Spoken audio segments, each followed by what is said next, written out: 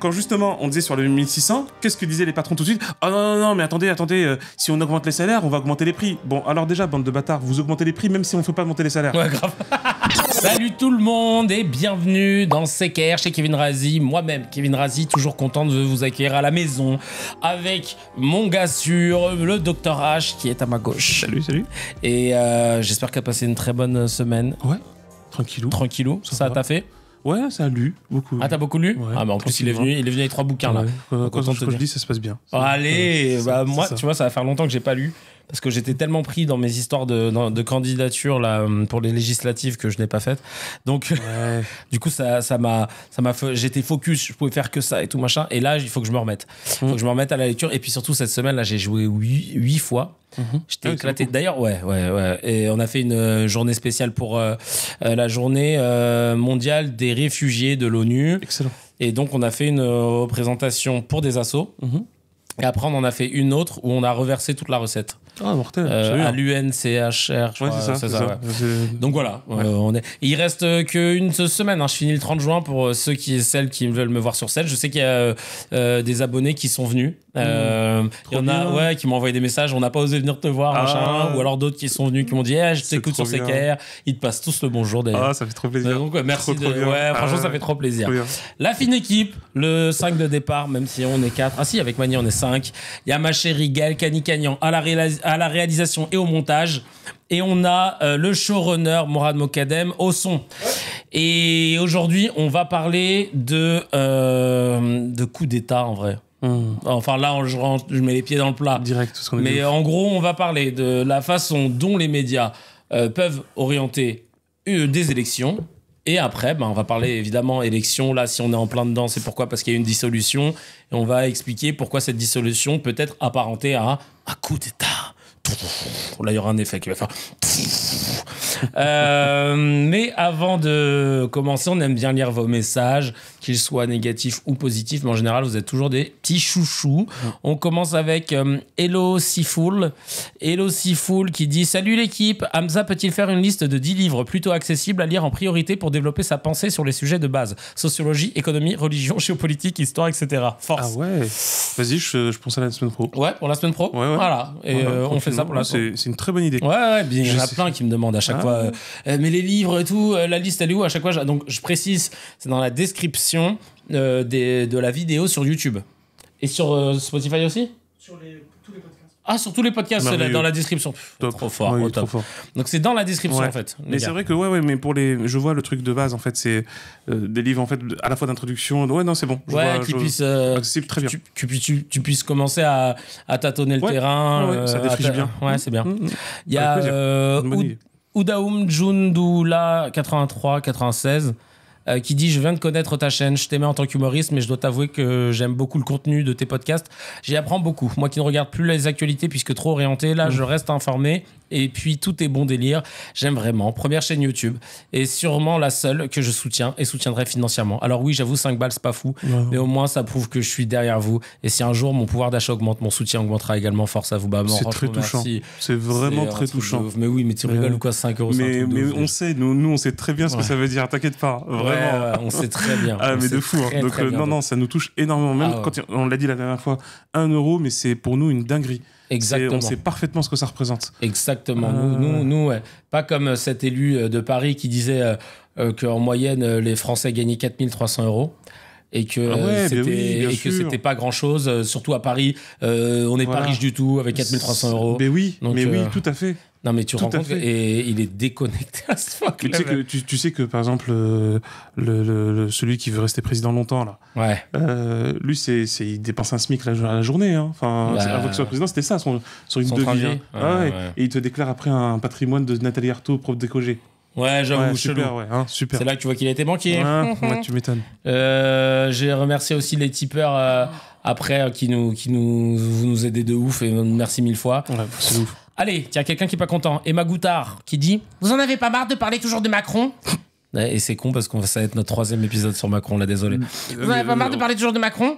Et c'est toujours bizarre, c'est toujours des immigrés qui se mettent de la France de là des Français, qui se mettent de là des Français. Ouais, écoute, toi, tu t'y mets pas français, du tout. Ouais. Parce qu'ici, c'est un peu la France. Alors, si vous n'êtes pas content, vous vous dégagez. On n'a pas besoin de vous. On n'est plus en 68 après la guerre ou en 45. Venez dire oui, on a aidé les Français. Non, mais vous venez juste chercher un morceau de pain parce que vous n'avez pas de boulot chez vous. Normalement, nous, on a plus que vous. Vous en avez chez vous. Alors, vous restez chez vous, nourrir des gamins de la France. Et l'Europe, c'est Chalgoumi qui a écrit en vrai. Je crois que cette personne fait un AVC. Non. Je crois qu'elle fait un AVC. Il faut qu'elle se repose. Hein. C'est l'autre compte de Chalgoumi, ça. Il faut qu'elle se repose, hein, la personne. Non, c'est vite, il faut prendre un médicament. Alors là, t'as pas fini, chez vous, nourrit des gamins, la France et l'Europe n'ont pas vocation de nourrir tous les pays du tiers-monde. La Tunisie, le Maroc, Israël, l'Algérie, le Portugais, pas le Portugal, le Portugais. Tout dans son pays. Et avant de tous dans son pays. Et avant de critiquer des présidents français, regardez le de votre pays d'origine. Ah ouais. Bah, j'ai rien à ajouter. Ah ouais. Masterclass. Ah là, j'avoue. Masterclass. Non, vraiment, j'ai rien compris. Ah mais, c'est dur. Mais j'ai compris que t'étais pas contente. Ouais, vraiment. Parce que, attends, j'ai pas compris. On est immigrés, c'est ça? On n'est pas français apparemment. Ah merde. Donc on peut, si on veut le critiquer, on peut retourner dans nos pays. D'accord, c'est à Bordeaux. Bah, faut que je retourne à Bordeaux, en fait, c'est ça. Moi, faut que je retourne dans le 13e arrondissement à Compostelle.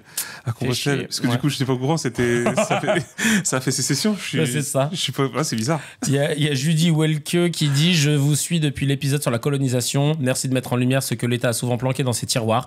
Rebig up de Nouvelle-Calédonie Kanaki. Entre les lacrymos et les flashballs, tu vois le décor MDR. Putain, bah, force. Ouais, ça fait trop plaisir. Force à tous les gens qui sont en Kanaki qui nous regardent. Ouais. Julie qui dit: masterclass comme d'habitude. Merci beaucoup.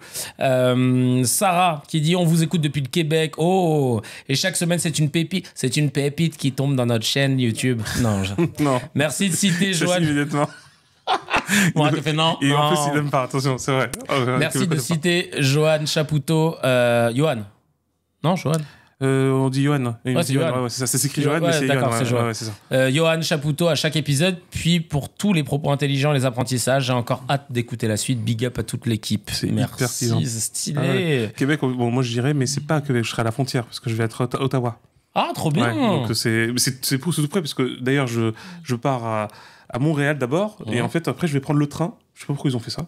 Le train jusqu'à Ottawa, c'est 2 heures. D'accord. Donc, mais c'est pas le Québec officiellement, donc parce que c'est dans l'Ontario, c'est la capitale. C'est autre chose. Ouais. C'est un peu la fausse capitale d'ailleurs. C'est bizarre. C'est bizarre la config du. Enfin, moi je trouve ça bizarre, mais c'est tout à fait normal pour les Canadiens. Et voilà. Non, mais c'est trop bien. On va. Écoute, d'ailleurs, il y a un abonné qui m'a demandé quand est-ce qu'on fera les trucs en public. Ouais. Il m'a dit: non, mais si tu veux, c'est combien une salle sur Paris? Je me renseigne, machin. Mais vous êtes trop chou. Genre, les gens ils sont motivés. Ah ouais. Je dis: mais t'inquiète, on va le faire bientôt. T'inquiète pas. Franchement, ouais. Il y a Drillcam TV qui dit: hi guys, merci pour ce podcast tout en franchise. Je suis chrétienne et j'aime regarder et écouter ce podcast pour plusieurs raisons. Cela me permet d'avoir les infos de la semaine dans une atmosphère plus apaisée et des points de vue plus nuancés, ce qui manque encore sur les médias traditionnels. Certaines chaînes spécialisées en info ou géopolitique sur Internet ont été quant à eux corrompues à des fins mercantiles, ce qui rend la ligne éditoriale indigeste pour ma part. Cela me permet d'en savoir plus sur l'islam, sur son histoire, mais aussi de celle des différents peuples musulmans, ce qui enrichit la connaissance et de comprendre les dynamiques géopolitiques d'aujourd'hui. Cela m'a fermi dans ma foi, tout en ayant un soutien pour vous, un ami musulman, mais aussi les juifs et tous ces braves gens qu'on prend à partie ou comme faire valoir, alors que personne n'a rien demandé. Cela me permet finalement d'avoir un avis personnel plus affûté encore sur la politique actuelle de notre pays, et je vois qu'on est des milliers en France à penser pareil. God bless you guys. Force à vous. Je me suis abonné et activé la cloche. L'algo va se réveiller un peu. Julie from Drill Camp.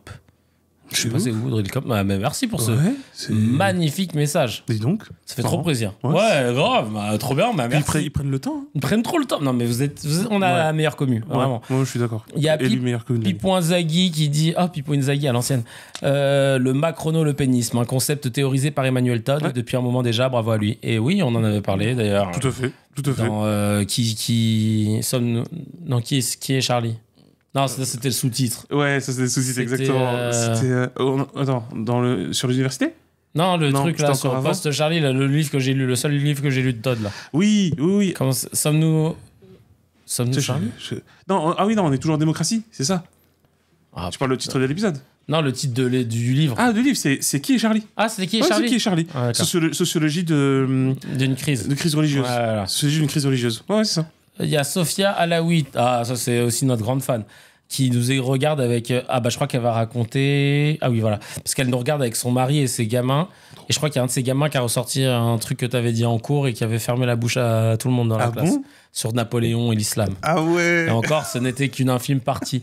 Et Sophia qui dit « Mais quelle bouffée d'air, j'ai l'impression que vous lisez dans ma tête. En plus, j'ai un vocal de Kevin Razi, ça y est, dans ma tête, je fais partie de la team. » Ah bah oui, du coup, je l'avais remercié.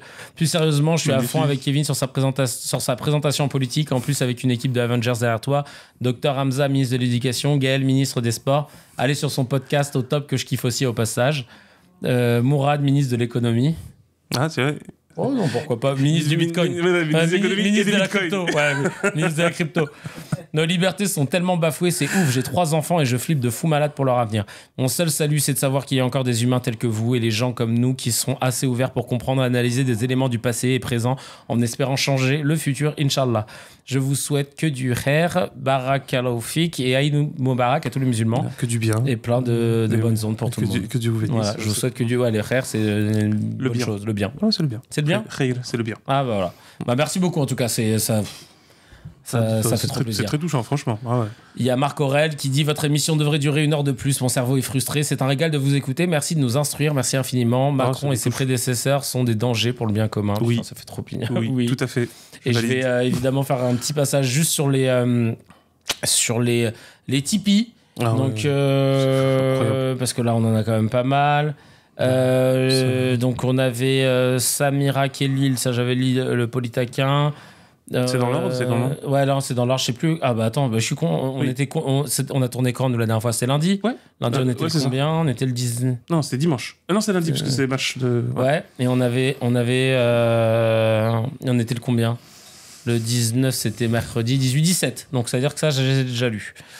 Il y a Kevin qui nous a envoyé de l'argent, du soutien. Merci. Il y a Sofiane qui dit « Tu ne veux pas créer une asso pour que nos dons soient défiscalisés, ça permettrait de faire aussi avec nos entreprises. » Alors là... C'est pas tombé dans l'arrêt d'un sourd. Ah oui. Je préfère te le dire. Ah oui, on va taper à la porte de Bill Gates. Il a de quoi faire.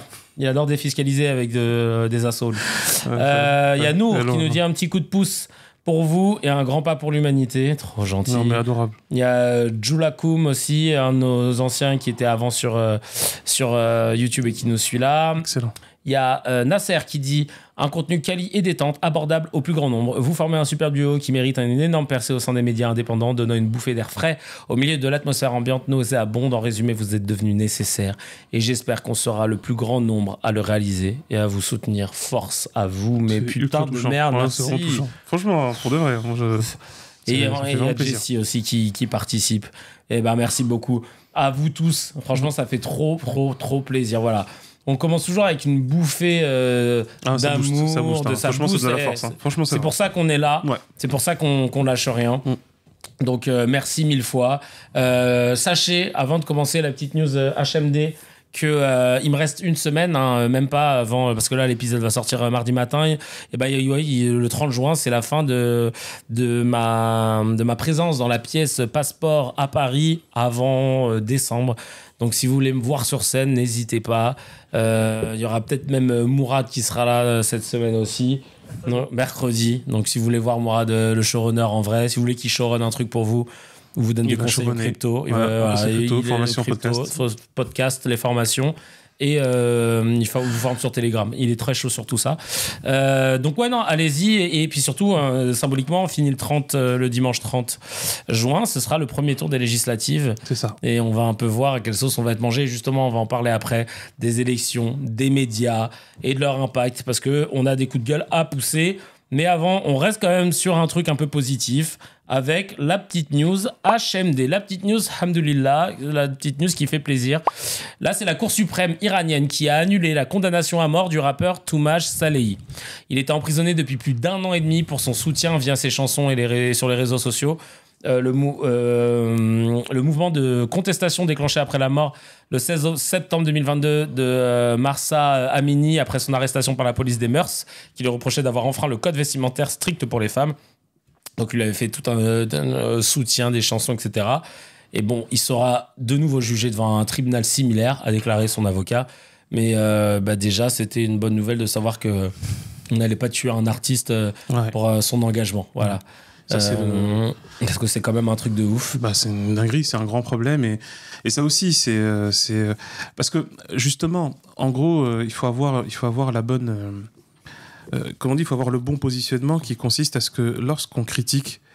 alors, comme on dit d'un côté, lorsqu'on critique ce qui se passe ici, t'as beaucoup de malins qui disent « Ouais, mais nous, on n'est pas en Iran, machin. » Tu dis « Ouais, très bien. » Mais il faut qu'on comprenne quelque chose, c'est que lorsqu'on critique ce qui se passe en Iran, c'est aussi et surtout parce qu'on n'a pas du tout envie que ça se produise ici, chez nous. Et cette petite chanson, qui justement nourrit énormément ce qu'on appelle la pensée extrême, donc le fascisme ambiant dans lequel nous vivons, c'est précisément d'essentialiser la dictature, l'autoritarisme, l'intolérance, etc., chez les autres. Tu vois, qu'à la fin, la dictature, ça devient la dictature, c'est chez les autres. La dictature, c'est l'Iran. C'est pratique quand c'est en Iran. Hein. Ouais. Mais c'est un peu moins pratique quand on commence à avoir des éléments dans notre territoire qui correspondent à ça. Exactement. Voilà. Ou en fait, parce que littéralement, certains vont dire, ouais, c'est scandaleux, c'est pas comparable. En fait, déjà, je fais ce que je veux. Donc de deux, lorsque dans un pays où notre système de normes démocratique et libéral est à un tel niveau qu'on fasse tout pour licencier pour faute grave un humoriste qui fait une mauvaise blague, c'est quelque chose de très grave. C'est comme ça que ça commence. Exactement. Mais vraiment, vous vous rendez pas compte. Mais oui, c'est ça. C'est vraiment comme ça que ça commence. Parce que ça n'a pas commencé tout de suite par des condamnations. Exactement. Et le truc, c'est que oui, le régime iranien, en plus, a toute une histoire de dingue, etc. J'ai l'impression que c'est cyclique parce qu'ils avaient déjà vécu ce truc-là où l'arrivée d'extrémistes religieux au pouvoir, etc. Parce qu'il y a eu une partie après, il y a eu une grosse diaspora iranienne un peu dispersée partout, etc. Bah en plus, c'est que... à l'époque du Shah d'Iran. Bah voilà, c'est qu'en fait, avec le Shah, il y avait une forme de dictature financière, hein, parce qu'à un moment donné, le Shah, il faisait les bonnes affaires de l'Occident, en ramenant le pétrole, etc., et en muselant l'opinion et le public, le peuple iranien, et aussi même au niveau des universités. C'est pour ça que la révolte est venue des universités. Et il y avait toutes les franges de la population et de la société, à l'exception des gros bourgeois. C'est toujours la même chose. Hein. Ouais, c'est vraiment la même chose. C'est eux qui sont vite partis. Hein. C'est un peu ceux qu'on a pas mal recueillis en France, hein, d'ailleurs. Hein. Ouais. Donc, quand tu reconnais... Bref. Et en fait, tu avais toutes les composantes, parce que en vrai, l'histoire de l'Iran est extrêmement importante, et l'histoire de l'Iran contemporain est très, très, très importante, parce qu'elle nous permet justement de comprendre ces mécanismes qui sont bien complexes, où effectivement, alors ça c'est important de le dire, c'est une théocratie. C'est effectivement une théocratie, c'est-à-dire un règne politique du religieux. D'accord. C'est le religieux qui règne et qui gouverne en Iran. Même si le président est civil ou laïque, en fait, le président n'a que très peu de prérogatives. C'est le guide suprême qui a le dernier mot. Tu vois, et le conseil de la révolution, les gardiens de la révolution. Ça, c'est eux qui ont le lead. D'ailleurs, on en reparlera, ça une autre fois. Mais c'est le truc le président qui est mort. Bon, apparemment, ça s'appelle un inside job. Hein. Ouais, c'est un règlement de compte intérieur. Parce que déjà, je le savais pas. Comme beaucoup de monde, on l'a appris quasiment le lendemain de son décès. Dans un avion ? Ouais, dans un hélicoptère. C'est le seul hélicoptère qui a eu un problème dans les 3 hélicoptères officiels et tout. Parce que problème de climat que les 2 autres n'ont visiblement pas rencontré. Enfin bref. Mais non. Et en fait, parce qu'on a découvert au lendemain de sa mort qu'il devait être le prochain guide suprême. C'est ça qui était très surprenant. Ouais. Parce qu'en fait, on le savait pas. Et puis d'un coup, oui, il était normalement pressenti. Je fais, ah bon ? C'est quand même curieux. Mais alors du coup, c'est quoi maintenant ? C'est apparemment, et ça c'est par contre un inédit, c'est que ce serait que le guide actuel, il a envie de mettre son fils. Et ça, c'est une rupture dans la tradition très récente. Hein. C'est 78, les amis. Hein. Donc, c'est 79. Pourquoi, habituellement, c'était qui ? C'était toujours quelqu'un qui est en fait, c'est un fidèle, un dévot, qui est dans le sérail en fait, religieux de ce qu'on appelle la Houza de Qom, qui est en fait le Vatican. Hein. C'est le Vatican du schisme du décime iranien. Et c'est de là, en fait, que... parce que c'est vraiment mélangé de politique et de religieux. Tu vois, et c'est au plus zélé, tu vois, le fidèle partisan qui fait ses preuves. Ça n'a jamais été de l'héritocratie. Voilà, exactement, ça n'a jamais été dynastique. Ouais, dynastique. Ouais. Tu vois, c'est déjà que Khomeini a fait un précédent en mettant en place cette théocratie, parce que, oui, il faut le dire, c'est la première fois que dans le monde musulman, il y a une théocratie. Il n'y a jamais eu de théocratie dans le monde musulman. Jamais un religieux n'a gouverné au nom de la religion dans le monde musulman. Jamais. Hein. C'est pas vrai, jamais. Tout le monde croit que c'est le cas, mais non. En fait, c'était des rois, des sultans, des pachas, des généraux, beaucoup de généraux. Ouais, c'est vrai. Mais non, en fait. Ouais, guide suprême, non ouais, avec le truc de moi, ce que je fais, c'est la religion et la religion, c'est la politique. Jamais. Tu sais, en mode, mais c'est-à-dire jamais. Donc voilà. Ils sont avant de clore les débats. Enfin, il n'y a pas de débat. Avant de clore la discussion sur l'Iran, majoritairement, ils sont chiites ou sunnites? C'est chiite. D'ailleurs, c'est la première nation chiite du monde, parce qu'en fait, la deuxième étant l'Irak et la troisième, c'est le Liban. Ensuite, c'est le Pakistan, il y en a pas mal. Le chiisme, c'est la deuxième plus grosse branche de l'islam confessionnel, après le sunnisme. Il représente environ entre 15 et 20%. On a du mal à avoir une estimation précise, mais entre 15 et 20%.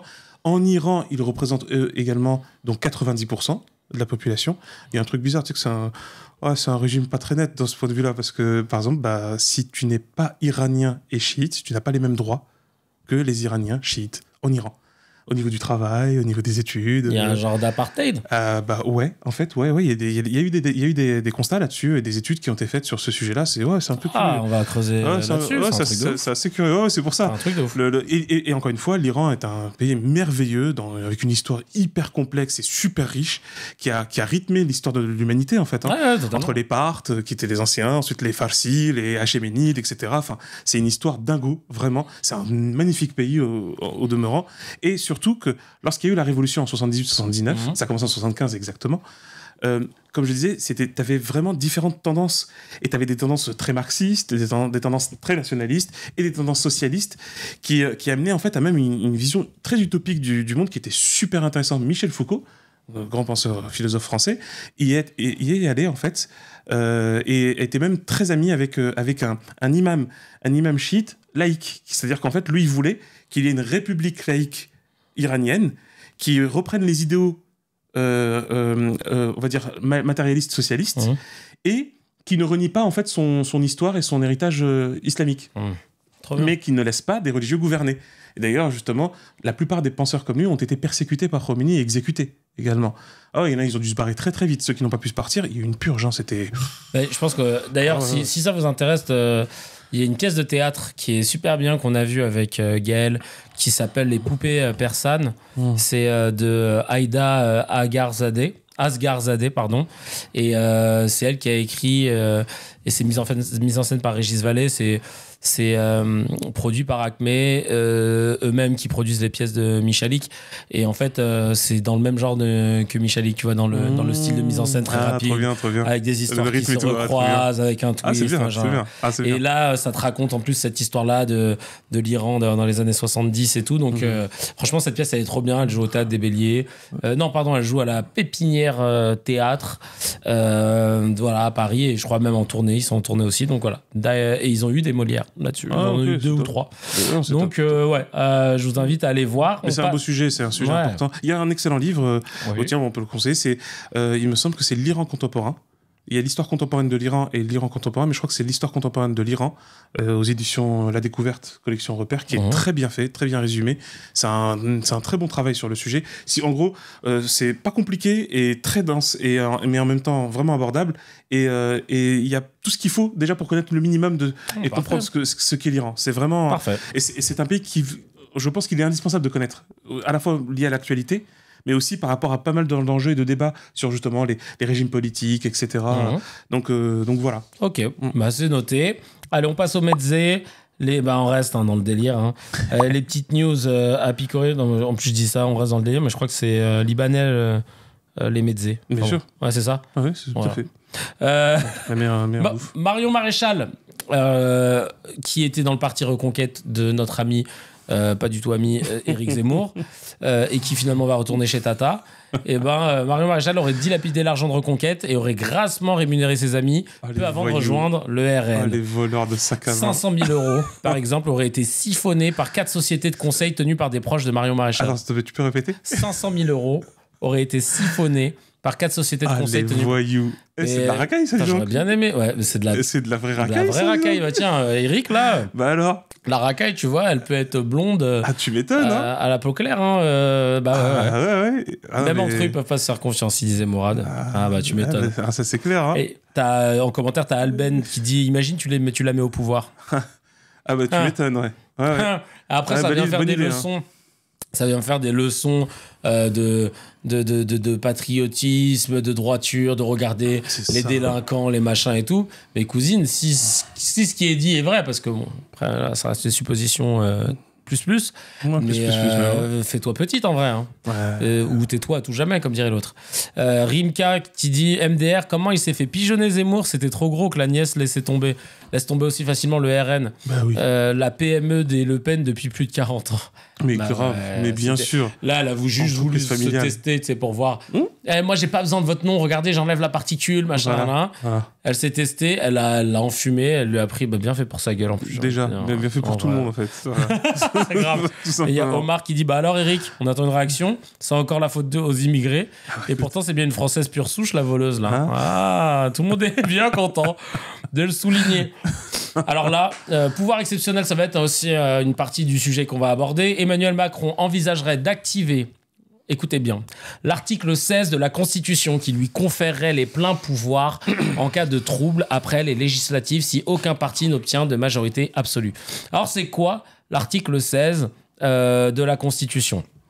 En gros, il y a écrit: lorsque les institutions de la République, l'indépendance de la nation, l'intégrité de son territoire ou l'exécution de ses engagements internationaux sont menacés d'une manière grave et immédiate et que le fonctionnement régulier des pouvoirs publics constitutionnels est interrompu, le président de la République prend les mesures exigées par ces circonstances, après consultation officielle du Premier ministre, des présidents des assemblées ainsi que du Conseil constitutionnel. Il en informe la nation par un message, comme la dernière fois, et ces mesures doivent être inspirées par la volonté d'assurer au pouvoir public constitutionnel dans les moindres délais les moyens d'accomplir leur mission. Le Conseil constitutionnel est consulté à leur sujet, le Parlement se réunit de plein droit, l'Assemblée nationale ne peut plus être dissoute pendant l'exercice des pouvoirs exceptionnels.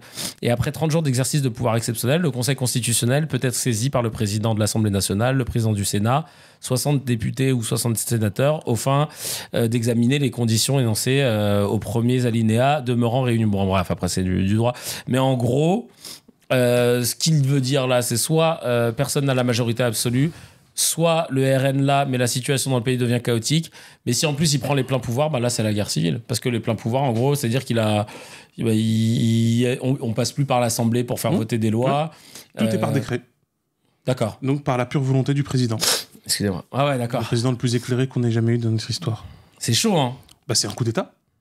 Voilà. Je sais pas, hein.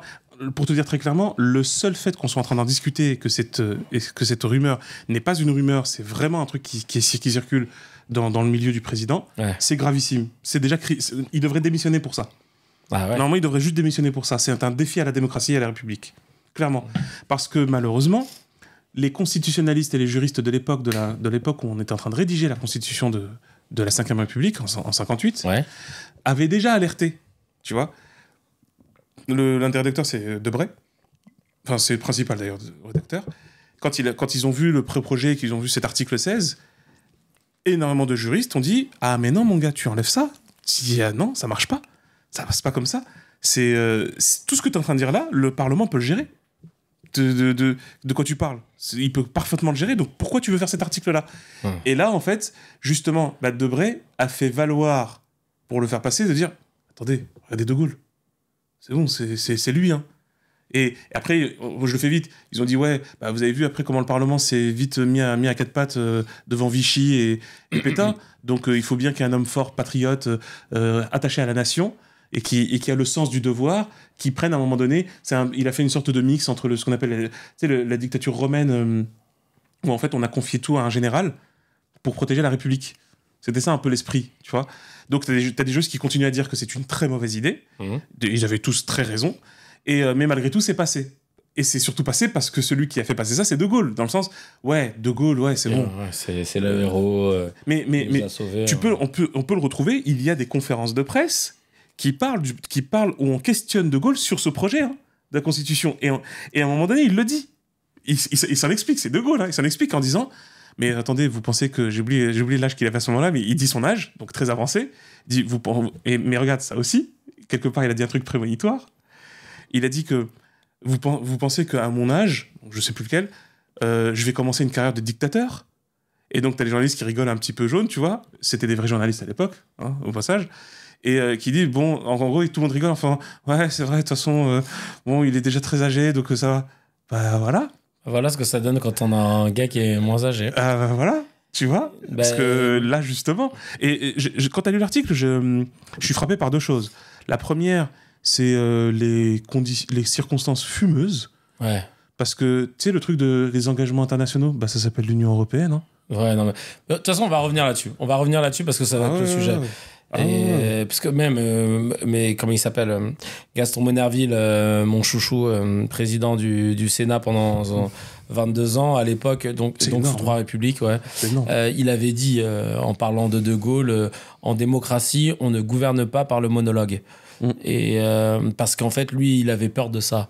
Il voyait que De Gaulle, il avait ce truc de dictateur, de vouloir... Oui, de parler directement au peuple aussi. De faire des référendums, de ne pas passer par le Parlement, etc. Tu vois. Donc, c'est pour ça qu'ils avaient... Parce qu'on ne le sait pas, mais Gaston Monnerville fait partie de ceux qui ont chapeauté l'écriture de la 5e République, de la Constitution. Et donc, il avait mis plein de trucs, normalement, pour faire en sorte qu'on n'ait jamais de prise de... Voilà, la consultation du Parlement. Mais tu vois que... Ouais. Mais en vrai, tu vois, c'est ça qui est un vrai problème. Franchement, je me souviens dans mes cours de droit, on en parlait avec nos profs. Et ils le disaient bien. C'est que l'analyse la plus fine qu'on puisse faire de la Constitution de la 5e République, c'est qu'elle était pratiquement taillée sur mesure de Gaulle. Il fallait un personnage comme lui qui aurait... C'est-à-dire qu'on peut penser ce qu'on veut de Gaulle, hein, mais au moins, il y a un truc qui est vrai, c'est qu'il avait un vrai sens un sens personnel d'une éthique liée à la nation et à l'histoire. Ah oui, là-dessus, ouais. Vraiment, tu vois, il était obsédé aussi même quasiment par ça, on pourrait le dire. Donc quand on... Parce que tu as vu les conditions là dans l'article, tu l'as dit, motivé par le... Tu vois, là tu sens tout un truc que précisément Macron n'a pas en fait. Ni lui, ni toute sa bande de bras cassés autour. Bien sûr. Tu vois, et c'est ça en fait le problème, c'est que là, comme on est dans une voyoucratie, en fait, par des petits jeunes débiles, vides, qui sont en plus incompétents, bah forcément... Là, ça y est, en vrai, c'est une urgence d'abolir la 5e République. C'est vraiment une urgence. On va y revenir là-dessus. Il y a eu pas mal de messages aussi. News TV Real qui dit il veut sortir une nouvelle carte de son Uno, je te jure.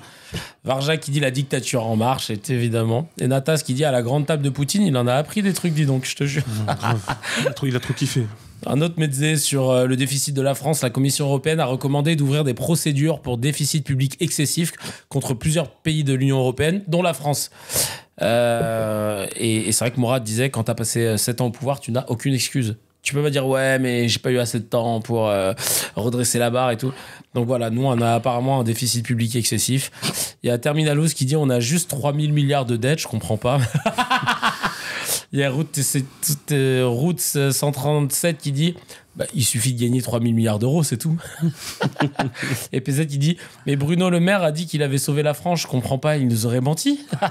c'est le Mozart de la finance. Ah oui. Mais bon, qui dit ça, c'est la Commission européenne. Pardon, vous êtes qui la Commission européenne ? Vous n'êtes pas du tout élu par le peuple et le déficit, encore une fois. Tu sais que. Oui, on pioche pas. Non, mais déjà tu allais le dire, voilà, mais. Le Japon aussi est un immense déficit, en fait. Et voilà, on est sur ce qu'on appelle des lois de contraintes dites budgétaires qui ont été fixées justement, qui a créé le cadre européen, qui pose effectivement problème. Oui, il faudrait aussi se barrer de l'Europe, mais ça, on en reparlera. Aïe, il balance des bombes comme ça. Il dégoupille des grenades qui balancent dans les genoux. Entre les jambes. Entre les jambes. Et on va voir ce que ça donne. Ouais. Décile. Nouvelle-Calédonie, Christian Tin, le chef indépendantiste kanak et porte-parole de la cellule de coordination des actions de terrain, la CCAT en Nouvelle-Calédonie, va être incarcéré à Mulhouse. Pourquoi ? Parce qu'il est soupçonné d'avoir orchestré les troubles contre la réforme électorale. Il s'est envolé dans la nuit du samedi 22 au dimanche 23 juin pour l'Hexagone, où il doit être placé en détention provisoire, tout comme 6 autres militants. On est vraiment... la bonne vieille répression coloniale des familles. Hein. Ouais, c'est chaud, franchement, ça c'est chaud. Ah, donc maintenant c'est bon, Strasbourg c'est devenu un bagne, c'est ça en fait on a inversé le truc. Ouais. Et que c'est chaud. Scandaleux. C'est chaud, je comprends pas. De toute façon, Macron après avoir goûté l'immense plaisir de déclarer la guerre aux Français en 2017, tu vois, avec l'affaire Benalla, etc. Et donc les gilets jaunes. Putain, mais ça, j'avoue, Benalla. Ah, c'est une dinguerie, tu vois. En fait, on l'oublie vite, et puis non, on va pas l'oublier. Ouais, Benalla, c'est chaud. Là, clairement, et d'ailleurs, c'est ce qu'il a dit. Quand il a dit « nous sommes en guerre », c'était le seul moment où il était honnête et sincère. C'est juste qu'il a pris soin de ne pas dire contre quoi. Hein. Ça voulait tout dire et rien dire. Mais il n'y a pas plus grave que quelqu'un qui a un pouvoir et qui dit qu'il est en guerre, il te dit pas contre qui ni quoi. C'est pas normal. C'est vrai qu'il avait dit ça dans son allocution du Covid, là. Bien sûr, c'est pas normal. C'est juste pas normal. Et on n'est jamais en guerre contre une maladie. Calme-toi, va prendre tes pilules et tout. À moins qu'on ait des... voilà. Tu sais, Ant-Man, on va passer en mode quantique et tout. Voilà, c'est ça. Voilà, on va se battre contre des virus avec des coups de poing. Mais vas-y, frère, vas-y. Il s'est cru dans la vie. Mais exactement, c'est ça. Avec les virus qui ressemblent à Sarkozy, là. Exactement. Et les bactéries qui ressemblent à je ne sais pas qui. Mais non, mais c'est exactement ça. Il a qu'à se mettre dans une capsule et puis vas-y, va faire le lymphocyte. Mais n'importe quoi, le gars. Donc tu dis pas t'es en guerre et ensuite tu dis t'es en guerre. Et il a dit genre... La suite. Mais en plus, il le répétait, nous sommes en guerre. Ouais. Nous sommes en guerre. Et vas-y, la suite. Parce que j'ai pas encore identifié contre qui. Faut que tu me préviennes là. Parce que l'Ukraine, ça n'avait pas encore commencé. Pourquoi il a dit ça parce que, bref, je vais rester poli, mais parce que tout simplement, il est en guerre contre la France et les Français. Mais en fait, vraiment, du fond du cœur, il a compris que le moment, c'est ça, c'est de bien comprendre que c'est contre les Français. C'est toutes les mesures. On va pas rentrer là-dedans aujourd'hui parce que ça va être chaud, je sais, mais on a fait un entraînement de dictature sanitaire. Parce que quel que soit le point de vue, comme j'ai dit, tu peux être le plus sincère du monde concernant la santé, mais tu fais pas des normes comme tu les as faites, en fait. Ça passe pas comme ça. Oui, ça marche pas. On peut faire tout. Non, t'as pas le droit de faire ça. Et donc, le truc, c'est que faire concrètement, là, après avoir déclaré la guerre aux Français, après avoir déclaré la guerre encore une fois aux Français, aux pauvres, etc., et ben là, il a déclaré la guerre aux Kanaks et à la Kanaki. Et moi, ce qui est con, c'est de faire 17 000 km en avion à quelqu'un pour l'emprisonner sans jugement. Ouais. Parce que détention provisoire, on n'est pas détenu au Ritz. Hein. Tout dans cette phrase, non mais en vrai, là, tout dans cette phrase dit exactement ce qu'est un fait colonial, pour celles et ceux qui ne l'ont pas encore compris. Je comprends, je sais, pour les Caldoches, les enfants de Caldoche, ou en gros les personnes qui vivent en Kanaki, qui sont de l'autre côté, entre guillemets, à la fois des considérations dites ethniques ou nationales, et qui ont l'impression, quand ils ont entendu ce qu'on a dit, ouais, vous avez rien compris. Si, justement, malheureusement, on l'a trop bien compris. Ouais. Mais c'est que et c'est pas parce que vous êtes sur place que vous avez mieux compris. C'est bien ça le problème. Mais ça, c'est un gros problème que j'ai, moi, avec des gens qui me disent, la dernière fois, quelqu'un qui m'envoie une vidéo en Israël, ouais. Où en fait il y a des gens dans la rue qui célébraient l'Aïd. Il y a une petite voiture qui envoyait de la musique avec ou de l'Éden ou tu vois un chant religieux, je sais plus. Et puis la personne me dit tiens, il y a de l'apartheid en Israël. Et j'étais déjà en train de dire déjà en fait ouais. Et je lui dis, genre, donc pour toi, Amnesty International, voilà. l'ONU, etc. C'est l'ONU, l'ONU qui en parle. Ouais, l'ONU, Amnesty International, toutes les associations, même les associations israéliennes qui parlent d'apartheid. Parce qu'en plus, je me suis remis, tellement ça m'a énervé, je me suis remis sur le truc. Oui. Je lui dis, donc, ils mentent tous. Mais en plus, pardon. Et il me dit, ouais. Ouais, voilà, mais après, alors du coup, tu lui dis, d'accord, du coup, tu me confirmes qu'Israël n'est pas un État juif. Pourquoi ? Parce que c'est le principe même de l'apartheid. Si c'est un État juif, ceux qui ne sont pas juifs ne sont pas une partie intégrante de l'État, quoi qu'il arrive, même s'ils ont la citoyenneté. Ah bah ouais, si demain la France devient un État catholique, de fait, les citoyens qui ne seraient pas catholiques ont un petit problème avec cet État.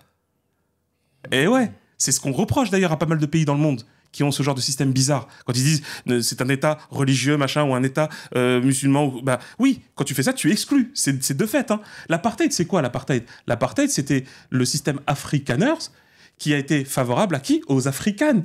Et donc, à un moment donné, en gros, c'est pour ça que, j'ai oublié, c'est la Rhodésie du Sud, mais il y avait différents termes qui étaient donnés pour le pays, là, avant qu'on appelle ça l'Afrique du Sud. Et justement, où en gros, c'était institutionnellement, c'est le pays des Afrikaners. Ouais, mais du coup, les Zoulous, c'est comment ? On n'a rien prévu pour eux. Apartheid. Tu vois ? Les élections, apartheid. Donc vous êtes bien malin, bien mignon. À dire, oui, non, il n'y a pas d'apartheid. Ouais, mais donc du coup, alors tu me rassures. Du coup, on s'était trompé. Ce n'est pas un État juif. Hein ? Et c'est pour ça que dans les éléments de langage français, en diplomatie, quand on parle d'Israël, on dit l'État hébreu, faisant référence à sa langue. Tu vois ? Voilà. Parce que ça, oui, parce que ça, tu peux passer. Ça, c'est bon. Parce que la langue, tu peux l'adopter, c'est le truc administratif, ça va, c'est normal. Les juifs, c'est autre chose. Ça va être un peu compliqué. Oui, parce que, encore une fois, tu es en train de te supposer que fatalement, implicitement ou explicitement, tu n'auras pas forcément les mêmes droits si tu ne fais pas partie de cette composante. Il est bien là le problème. Donc on peut utiliser tous les poncifs et tous les arguments de bien-pensance en disant c'est le seul refuge de je ne sais pas quoi de la planète intergalactique. Ouais, mais non. En fait, là, c'est de fait. Hein. Ça s'appelle c'est de fait. Vous excluez. Donc c'est connu, ça, le pinkwashing, déjà. Ils ont fait la même chose pour les gays, ils ont fait la même chose pour la diversité, où ils te montrent aussi qu'il y a des Druzes qui font partie de l'armée, etc. Tout ça, c'est des systèmes marketing qui ne dupent personne. Eh ben, on passe tout de suite au no comment. No comment, vous connaissez le principe, comme chaque semaine. Je lis des news, on n'a pas le droit de les commenter, c'est très dur. Et sachez que nous ne sommes pas les seuls, car vous non plus, vous ne pouvez pas les commenter chez vous. Vous n'êtes autorisé qu'à mettre des emojis ou des gifs. Allez, on commence avec la première news. Bah tiens, on reste dans le thème. L'armée israélienne a blessé un jeune Palestinien en Cisjordanie et l'a attaché sur le capot d'un véhicule blindé. J'ai vu la vidéo.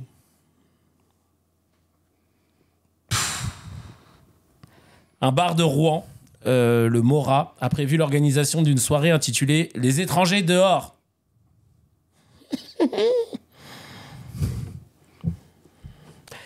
Et la France a autorisé la livraison en Israël d'équipements électroniques pour des drones soupçonnés de bombarder des civils à Gaza, dont l'expédition la plus récente était prévue le mois dernier.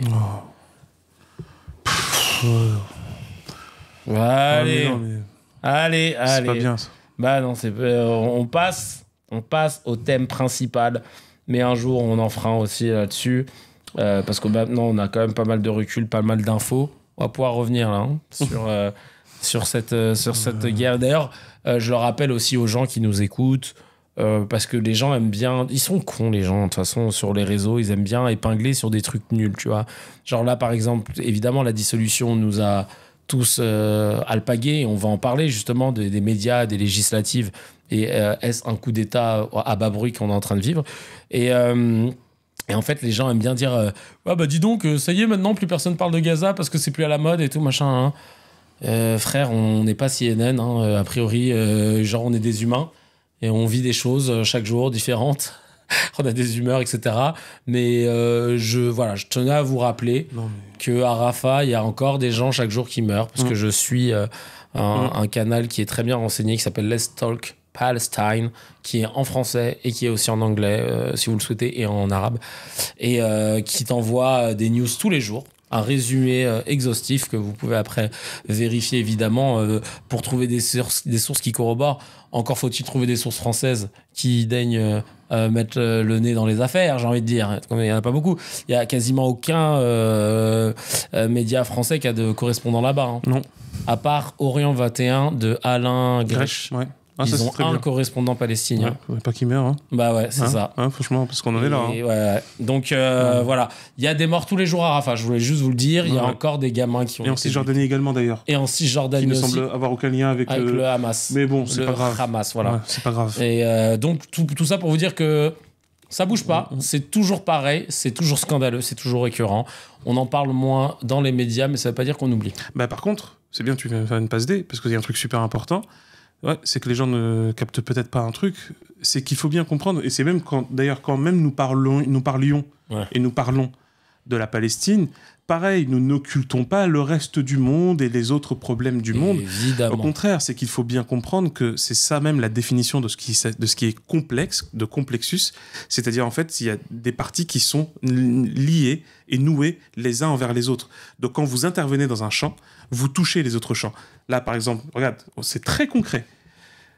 L'élection qui va arriver va déterminer un nouveau gouvernement, ce qui va littéralement déterminer une nouvelle politique. Et étrangère, d'une nouvelle diplomatie. Exactement. Et en particulier, dans l'un des programmes, en l'occurrence le programme du nouveau Front Populaire, c'est la levée immédiate, donc la reconnaissance immédiate de la Palestine, ça c'est bien, c'est cool, mais moi c'est plus concret, c'est l'embargo sur les armes. Ce que tu as cité là tout à l'heure, c'est fini, ça, on arrête. Tu vois, parce que ça, par contre, j'espère vraiment qu'on rendra des comptes et qu'il y aura un tribunal là-dessus. Parce que c'est des complicités de génocide, c'est même plus de complicité, c'est une part active. Et les décideurs, là, qui ont été au pouvoir, parce que c'est pas en notre nom, hein. Ah, c'est pas nous. Non, on n'a jamais voulu ça. Hein. Ouais, c'est clair. Donc, tu vois, énième preuve qu'on n'est plus trop en démocratie, les amis. Hein. Mais là, il y aura l'idée d'un embargo, il sera question d'embargo, et à partir de là, en fait, ça aura un impact extrêmement important. Parce que là, clairement, hein, l'armée israélienne est au-delà de ses réserves, elle n'arrive plus du tout à gérer. Donc, voilà. Putain, c'est un truc de ouf. Bon, qui me dit no comment. J'ai pas commenté. Hein. Non, il a souligné par rapport à l'actualité présente. Mais non, mais t'as totalement raison. On va revenir là-dessus. Mais là, voilà, je voulais vous parler, je voulais discuter avec Hamza, avec Dr H, de médias et de législatifs. Je voulais vous parler parce que c'est moi qui proposais de mettre ce sujet sur la table. Je vous explique. En gros, il y a un truc, moi j'ai une obsession dans la vie, dans mes combats, c'est les médias, d'accord ? C'est tacler les médias. Pourquoi j'ai cette obsession-là ? Parce que j'y ai bossé, parce qu'on continue à notre niveau à être un média indépendant maintenant, de fil en aiguille et grâce à votre soutien, et parce qu'en fait, je ne veux pas qu'on minimise l'impact des médias sur la vie des gens.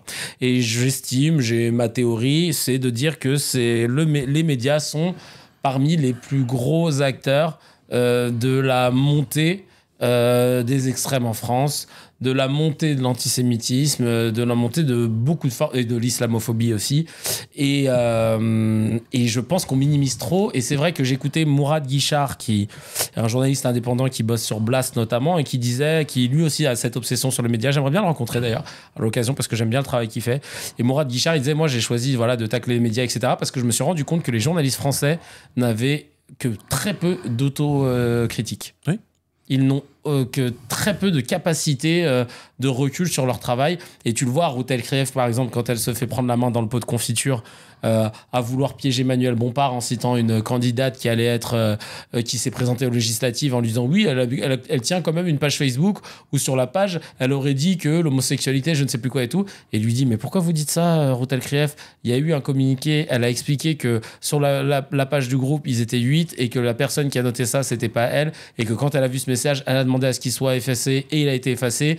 Et elle a d'ailleurs quitté la page après, machin. Elle dit, elle a tout expliqué, tout le monde est au courant et pourtant vous revenez toujours à la fake news.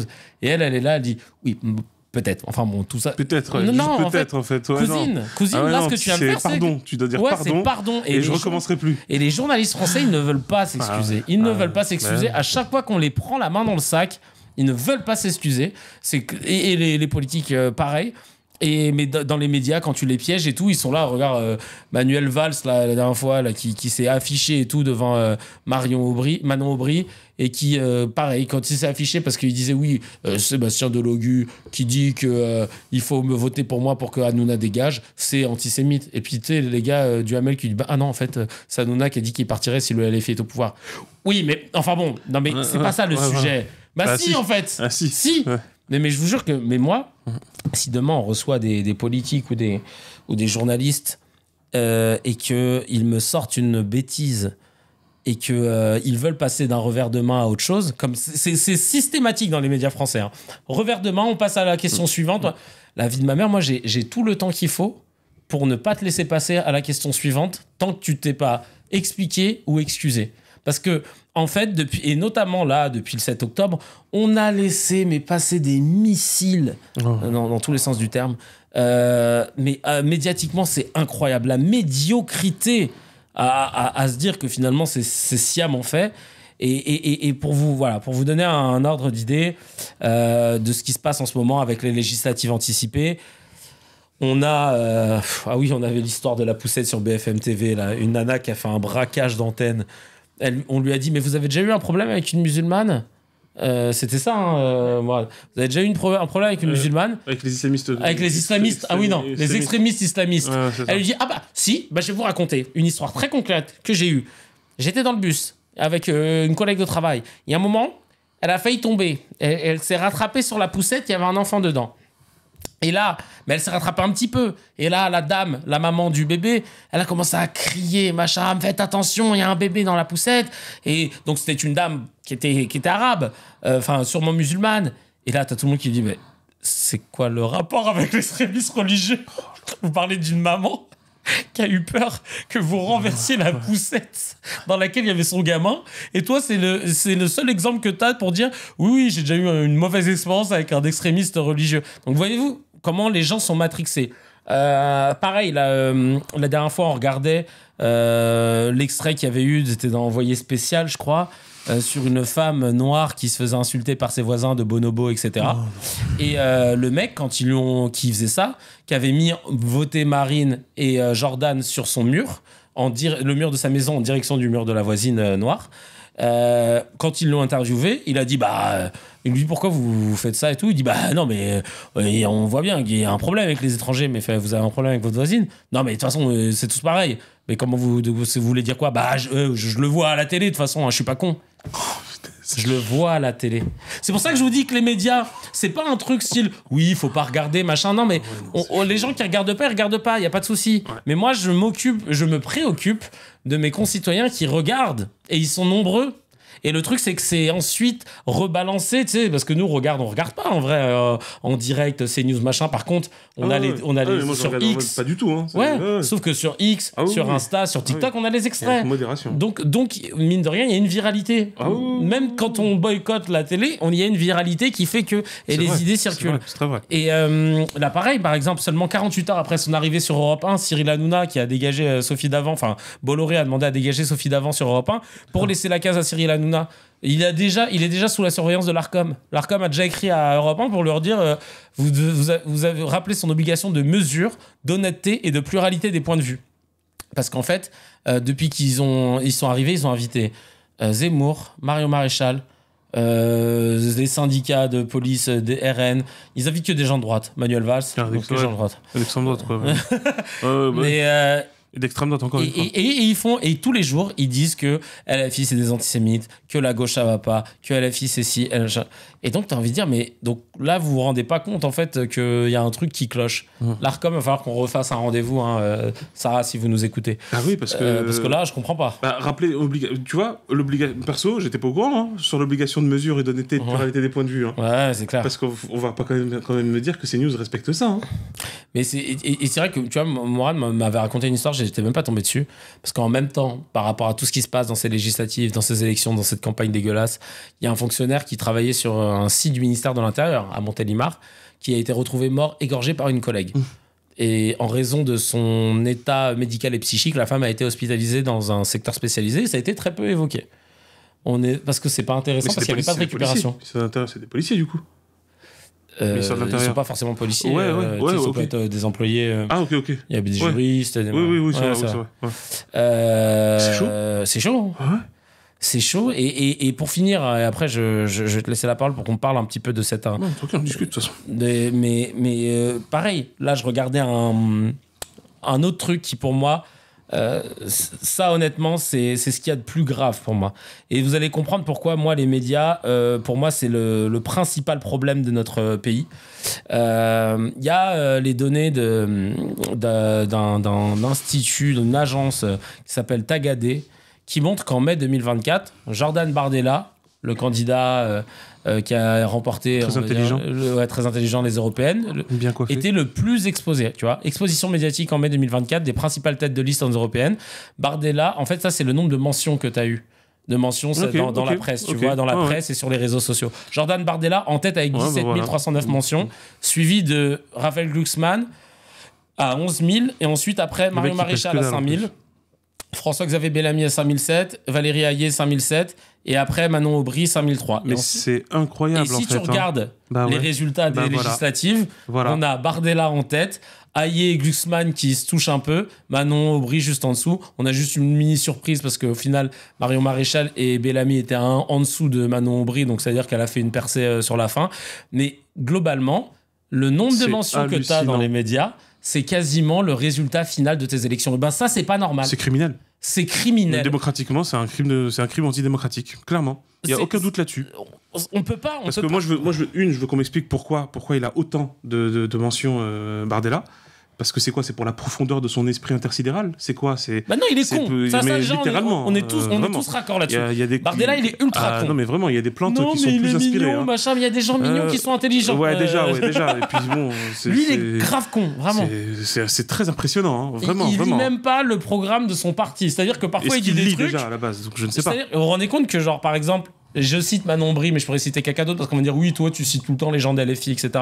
Mais force est de constater que déjà on fait ce qu'on veut. Manon Aubry, force est de constater qu'elle est plus smart que lui. Elle connaît mieux le programme du RN que lui. Elle fait bah non, mais dans votre programme il n'y a pas écrit ça. Voilà. Mais pourquoi Monsieur Bardella vous avez voté contre? Et lui il s'est pas lu là. Écoutez, on n'a pas le temps. Moi j'ai des TikTok. C'est ça. Moi je pense aux vaches normandes. Non, mais vraiment. Mais là... Mais c'est scandaleux, ça. Bah oui, parce que regarde la vraie douille. Là, ils te sortent, par exemple, Glucksmann. Même Glucksmann, c'est pas normal. Regarde comment il a été survalorisé. Ouais. Franchement, c'est pas du tout normal. Ouais. Parce que c'est quoi ? C'est basé sur les... Soit sur les européennes d'il y a donc c'est quoi ? C'est 4-5 ans ? C'est 5 ans ? Ouais. Si je dis pas de bêtises. Donc tu fais ça, c'est bizarre. Déjà d'une, parce que c'était pas le résultat du RN non plus. Tu vois ? De deux, quand tu regardes les scores du PS récemment, bah normalement, ils sont même pas crédités. Donc pourquoi il a aussi autant d'importance ? En fait, on sent bien... Et c'est là qu'il y a un souci, c'est que on est réellement dans une posture qui... lorsqu'on a évoqué l'idée de propagande, en fait, si vous voulez, on peut déjà dire, on peut considérer comme s'il y avait 2 à 3 niveaux. Tu as le premier niveau, en fait, dans une démocratie, où tu as une chaîne, un média, qui va rompre ces principes déontologiques de mesure et de différence de point de vue, tu vois, par exemple, en ayant une posture très propagandiste. Tu vois, un peu comme quand nous, dans notre génération, on observe avec Fox News.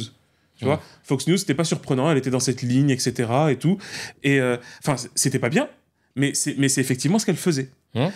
L'ennui, donc ça, c'est le premier niveau, où tu as un média qui fait de la propagande. Le deuxième niveau, c'est quand justement ce système de propagande gagne tous les autres médias. Tu vois, enfin, beaucoup d'autres médias. Ça, c'est grâce à quelle magie ? Les rachats de milliardaires. Ah, mais putain, mais on en parlait tout à l'heure sur WhatsApp. C'est dingue de voir, parce que là, il y a un nouveau milliardaire droite Cato, extrême droite, hein, qui... donc Cato quand il veut, quoi. Ouais, Cato par intermittence. Ouais, clairement. Et là, il y a un nouveau milliardaire qui veut racheter Marianne. Il veut acheter Mediavenir aussi. Voilà. Enfin, c'est le groupe... Ah oui, c'est Pierre-Édouard Sterrin. Et il voulait racheter un truc qui s'appelle... c'est le fondateur de Smartbox. Okay, c'est mignon, Smartbox. Et il veut racheter un truc qui s'appelle Marmelade, je crois, et dedans il y a un boycott, les amis. Smartbox. Smartbox. Voilà. Et le mec, en fait, en gros, il veut racheter Marianne. Et c'est marrant parce que c'est toujours des milliardaires, mais d'extrême droite, qui rachètent des médias. Et les frérots de gauche, là, rachetez un peu, là, qu'on travaille. Je sais pas s'il y en a beaucoup. Qu'on travaille avec vous, les gars. Je sais pas s'il y en a vraiment. Parce qu'après, c'est logique. Encore une fois, tu le vois. En fait, l'idéologie, elle sert. Bon, ça, c'est un logiciel très Marx, mais c'est cohérent. L'idéologie, elle sert les intérêts matériels. En gros, le milliardaire aurait un intérêt. Enfin, sauf s'il est intelligent, ce qui est rarement le cas avec un milliardaire. Voilà, c'est très rare, ça se saurait. Non, parce que c'est pas une blague. Hein. Regarde la vérité au niveau de l'histoire humaine. Un génie, regarde ce qu'il fait avec rien. Regarde ce que font les milliardaires avec tout cet argent. Voilà, c'est tout. Voilà, tu fais démonstration. Allez, salut les mecs. Ah bah oui, si c'était des génies, ça se saurait. Hein. Ça se saurait très vite. Hein. Et on serait même pas là en train de discuter. Donc à un moment donné, les mecs, ils ont des moyens colossaux et ils font de la merde. Donc versus des gens qui n'ont rien et ils te font des trucs, des prodiges. Donc encore une fois, la moralité de l'histoire, c'est faut pas mettre autant de moyens chez une seule personne. Donc quand on revient sur ça, c'est que les intérêts, un milliardaire donc qui n'est pas doté d'une cognition opérante va forcément avoir un problème en se disant que s'il y a des impôts, etc. Oui, parce que t'imagines un milliardaire qui a 100 milliards. Alors tu sais, chez les malins là, les adorateurs de l'économie orthodoxe, machin, là, oui, c'est passé le fonds propre et tout. Enfin, bon, c'est de la valorisation. Ouais, c'est ça, c'est bien. Mais c'est de la valorisation qui te concerne pas, mon grand. Donc, arrêtez de défendre des gens qui ne partageront jamais avec vous. C'est quand même un truc de ouf. C'est vrai, ça me rend ouf. Mais en tout cas, le truc concrètement, quelle que soit, de toute façon, valorisation, capitaux, parts de marché, obligations, titres, ce que tu veux, si son patrimoine, quelle que soit sa valeur et sa fluidité ou pas, si c'est 100 milliards, si tu le taxes à 90%, il a 10 milliards.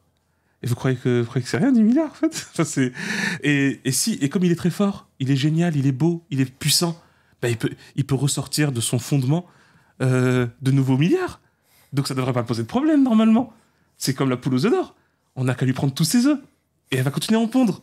C'est pas fabuleux, quand même. C'est pas ce que disait ton frère.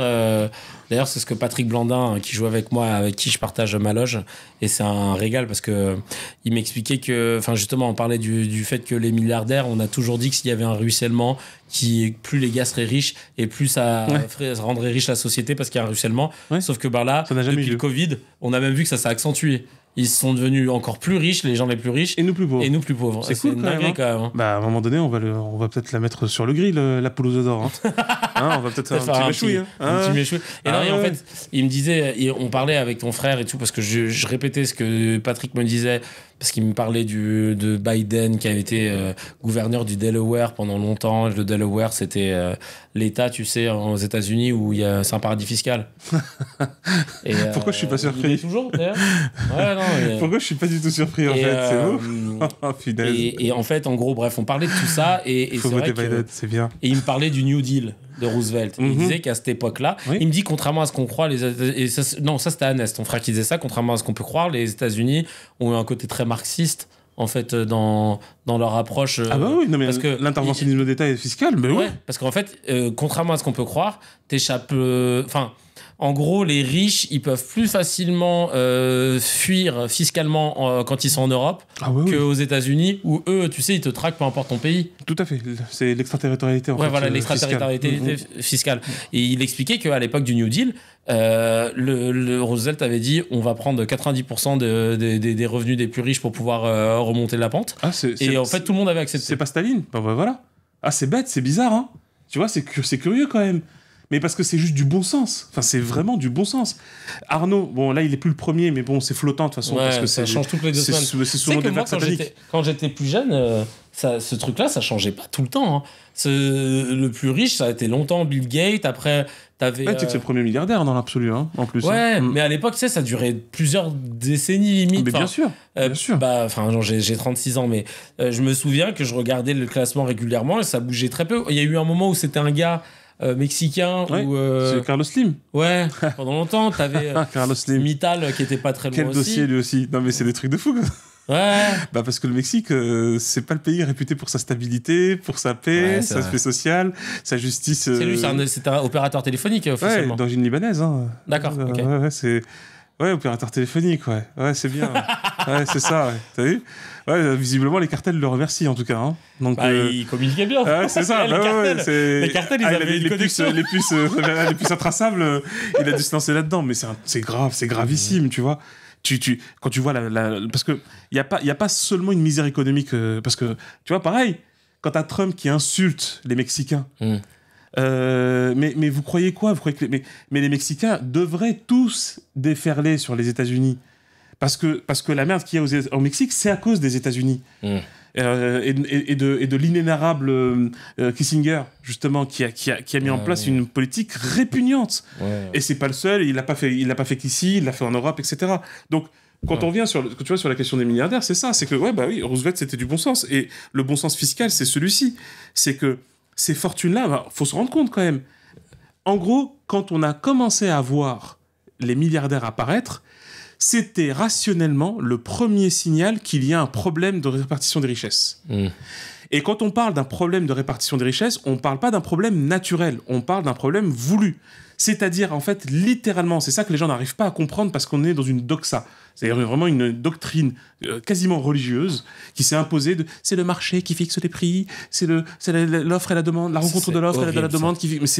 Mais c'est n'importe quoi. On dirait que c'est un truc qui est né dans la nature, l'offre et la demande. C'est des grands malades. Il n'y a pas un seul marché dans la planète. Il n'y a pas un seul marché dans la planète qui n'a pas de puissants déterminants sociologiques.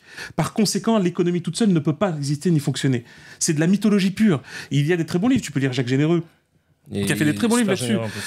Qui a fait de très bons tafs là-dessus, sur l'économie. Mais après, moi, je considère que c'est trop modéré l'approche de Karl Polanyi. Donc Karl Polanyi, c'est un des auteurs de la sociologie économique, qui parle justement du principe d'enchevêtrement, qui, juste au passage, c'est une évidence. Mais c'est quoi l'enchevêtrement ? L'enchevêtrement, c'est d'expliquer en fait que le monde économique est enchevêtré dans le monde politique, social, culturel, intellectuel, philosophique.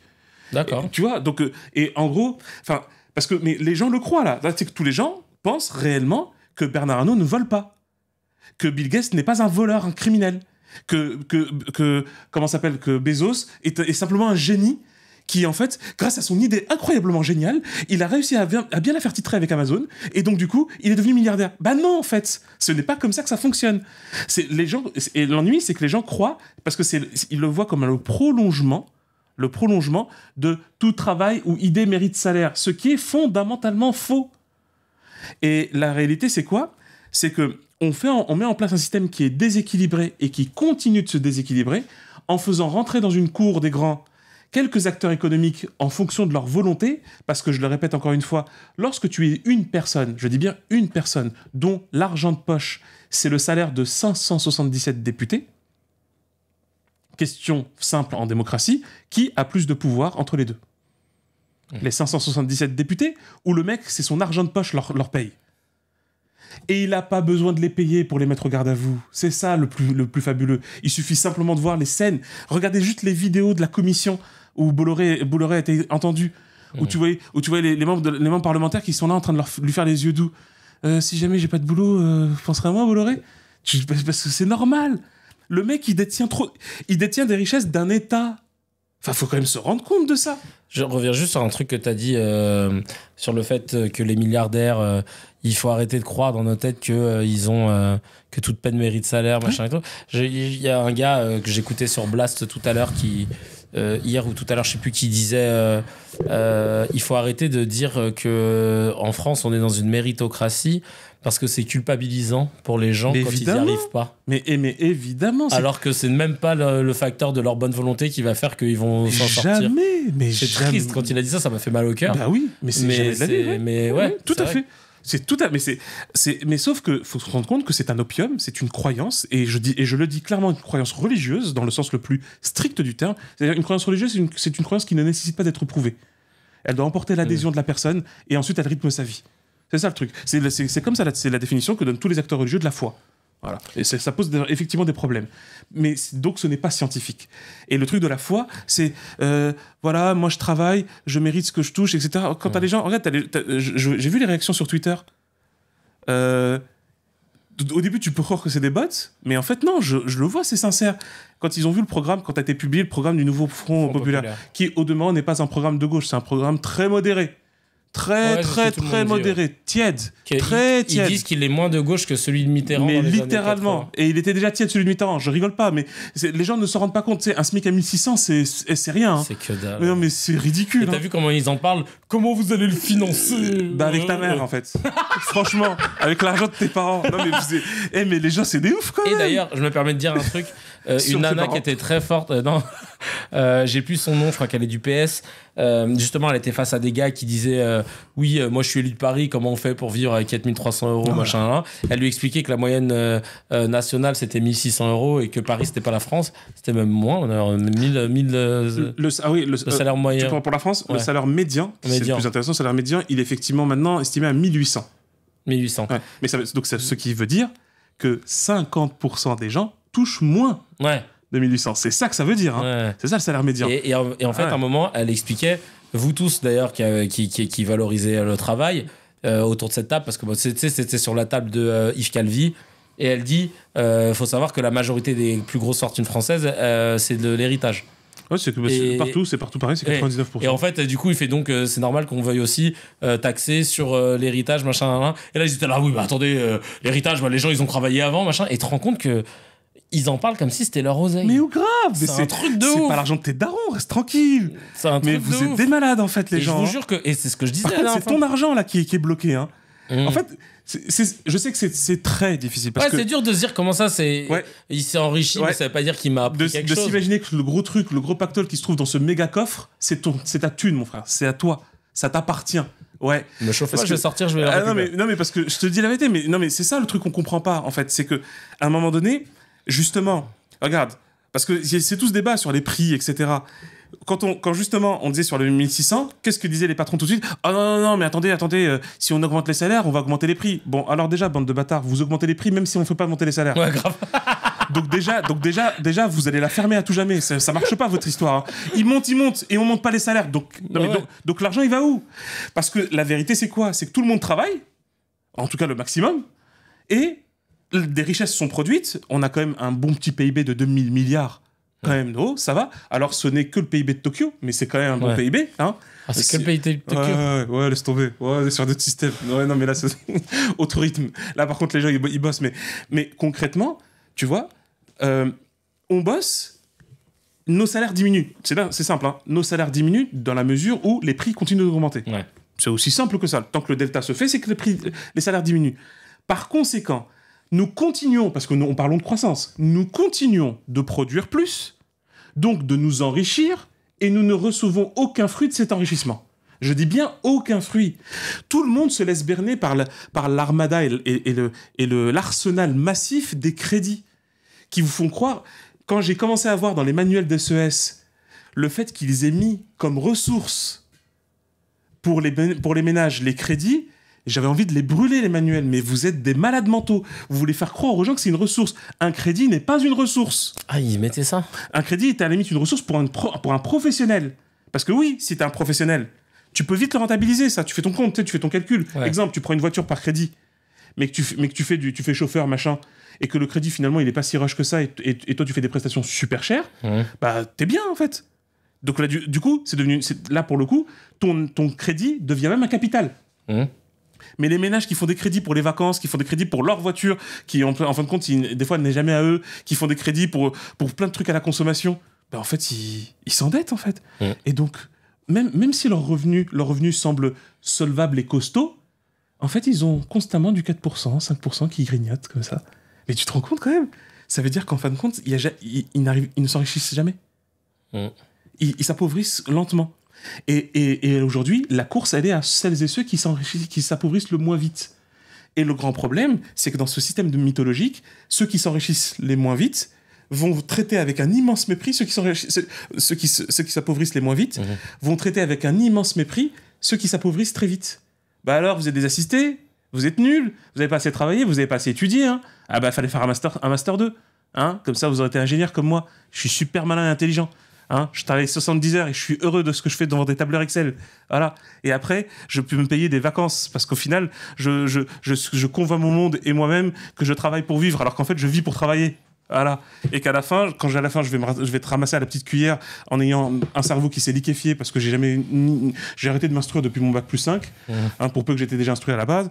Et de deux, je n'ai jamais profité de la vie librement. Bah, en fait, mais je suis proprio, je suis content. Et je vais pouvoir léguer ça à mes gamins. Tu vas léguer quoi? 30 000, 40 000 balles? Allez, peut-être 50 000 si t'es un opiniâtre.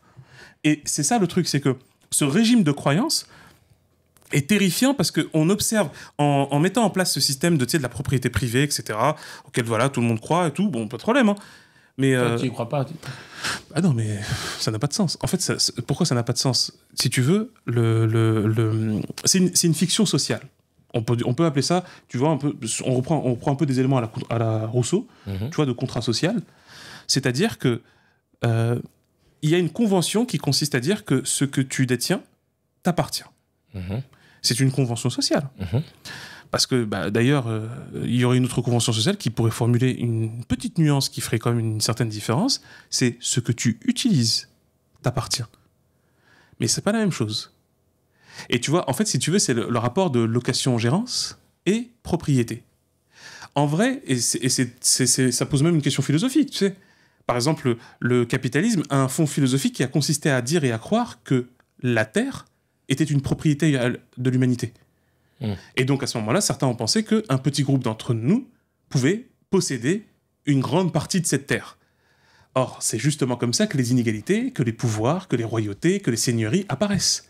C'est quoi un seigneur? Un seigneur, c'est un propriétaire de terre. Et donc, la question qui se pose, c'est en quoi a-t-il une légitimité à détenir cette terre? Ouais, donc ça, j'aurais dû l'amener le bouquin en plus. Au commencement, était sur le truc de l'histoire. Parce que c'est la naissance. Attends, c'est de David Graeber et David Wynn. Il me l'a offert, Patrick Blondin. Oh, trop bien. Il me l'a laissé, il faut que je le ramène. Absolument génial. Parce que c'est là qu'est né le pouvoir. En gros, vas-y frère, pourquoi t'as ça? Pourquoi t'as 50 hectares? T'as travaillé dur pour l'avoir? Pas sûr, hein. Pas sûr du tout même. Tu es capable de le défendre? Non, c'est faux, c'est impossible. Alors dis-moi, pourquoi tu as cette terre? Pourquoi tu as 50 fois plus que moi? Explique-moi. Je veux juste qu'on m'explique. Donne-moi une explication rationnelle, s'il te plaît. Parce que me dire que tu as été élu par les dieux ou je ne sais quoi, ou que ton sang a une particularité insondable, ça marche plus. C'est comme ça que les systèmes anciens faisaient, que les féodalités apparaissaient. Alors avant, il y avait ça. Tu avais en fait des hommes qui prenaient des armes et qui ensuite se battaient pour un seigneur, et quand le seigneur était très très très satisfait, il dit « Oh, tu m'as bien défendu, ça fait plaisir », et il lui dit « Écoute, j'ai une terre qui n'est pas légitime, mais qu'on a réussi à avoir par la guerre, je vais te la filer ». Et donc, c'est comme ça que les seigneurs apparaissent. Et c'est comme ça que la féodalité et qu'ensuite les nobles sont apparus. Et c'est quoi le génie de la Révolution française? C'est de dire, hé les gars, mais vous êtes des tocards en fait. Pourquoi vous possédez ça? Au nom de quoi? Notre sang. Tu sais, le baratin qui a sorti Bolloré, là, justement, dans la commission. Oui, moi je défends la démocratie depuis Jeanne d'Arc. Ouais, la démocratie depuis Jeanne d'Arc, ouais. Ouais, champion du monde, va t'instruire un petit peu au lieu de prendre tous les médias. Et donc, le gars. Il avait dit ça? Mais non, mais oui, il a commencé à monter dans l'histoire, mais il a fait que ça, hein. Non, mais il a fait que ça. Il dit, je suis démocratique, moi. Je suis très, très démocratique. Ouais, t'es très, très démocratique, ouais. Ouais, démocratique avec toi-même. Ouais. Et donc, encore une fois, ça pose toujours la question de la légitimité. Quand on pose la question de la légitimité, c'est pourquoi quelqu'un a quelque chose. Quand tu as un produit, j'ai cette tasse. Techniquement, on dit, j'ai cette tasse parce que je l'ai achetée. En fait, si tu veux, tu as deux possibilités. Je l'ai achetée ou je l'ai produite. Donc, tu comprends bien que il va y avoir... C'est là qu'après, tu as ce qu'on appelle la grande division sur l'échelle de la société et de l'économie. L'acheter, c'est du capital. Le produire, c'est la force de production. Ça, c'est le travailleur. D'accord. Tu vois? En gros, toi, tu es là, tu vois de la matière autour de toi, tu utilises cette matière et tu produis, et ça devient cette tasse, elle est à toi. C'est toi qui l'as produite. Ça semble normal. C'est très légitime. Je vois ce produit, je le trouve très beau, j'ai les moyens, je te demande si je peux l'acheter. Tu me le vends, je l'ai acheté, ça m'appartient. Jusqu'ici, tout va bien. Quand est-ce qu'il y a eu un souci? Quand est-ce qu'à un moment donné, étrangement, au moment où toi, tu as une force de travail et tu as envie de faire la tasse, il y a quelqu'un qui fait hop. Ah, Kevin, tu veux faire la tasse? Très bien. Tu vas le faire avec quoi? Avec les matériaux qu'il faut. Ouais, mais tu les as pas, les matériaux. Normalement, si. Ah non, je les ai achetés. Ah bon, mais t'as eu l'argent comment? Tu vois le système un peu? T'as eu l'argent comment? Je les ai. Donc maintenant, tu veux toujours faire la tasse? Ouais. Alors vas-y, c'est bien, fais la tasse. Tu fais la tasse, et là, t'es content. Comme on a dit tout à l'heure, t'as fait la tasse. Donc c'est à toi. Non. Ah, c'est bien, elle est super belle ta tasse. Bon, merci. Mais comment ça, merci? C'est à moi, en fait. Parce que tu l'as fait avec mon matériel. C'est ça, les détenteurs des biens de production. Les capitaux. Le capitaliste. Donc il dit, si tu veux, je te laisse la tasse, mais dans ce cas-là, il faut que tu m'en fasses d'autres aussi pour d'autres personnes. Tu vois? Voilà comment le système se met en place. Mais encore une fois, la question fondamentale, comment le premier a eu plus que le deuxième? Comment? C'est vrai. C'est ça qu'il faut toujours questionner, c'est les origines. Et pour faire le parallèle avec le sujet... Bien sûr. C'est bien qu'on ait étendu sur les milliardaires. Pourquoi un milliardaire? Est-ce que ça... Parce qu'on a un gros problème aujourd'hui dans les médias, pour raccrocher les wagons avec le sujet, dans les médias qui font les élections, les médias privés appartiennent à des milliardaires. Et c'est un gros problème. Surtout, souvent des milliardaires en plus de droite ou d'extrême droite. Et il y a Esther Duflo, qui est une lauréate du prix Nobel d'économie. Oui, d'ailleurs, en plus, tu verras, je vais faire mon gros chien. C'est pas un prix Nobel d'économie, en fait, c'est lauréat du prix de machin, de Nobel d'économie. En fait, c'est pas. Parce que ça n'existe pas un prix Nobel d'économie, en fait. Putain, c'est intéressant. Mais les économistes sont trop fond dedans.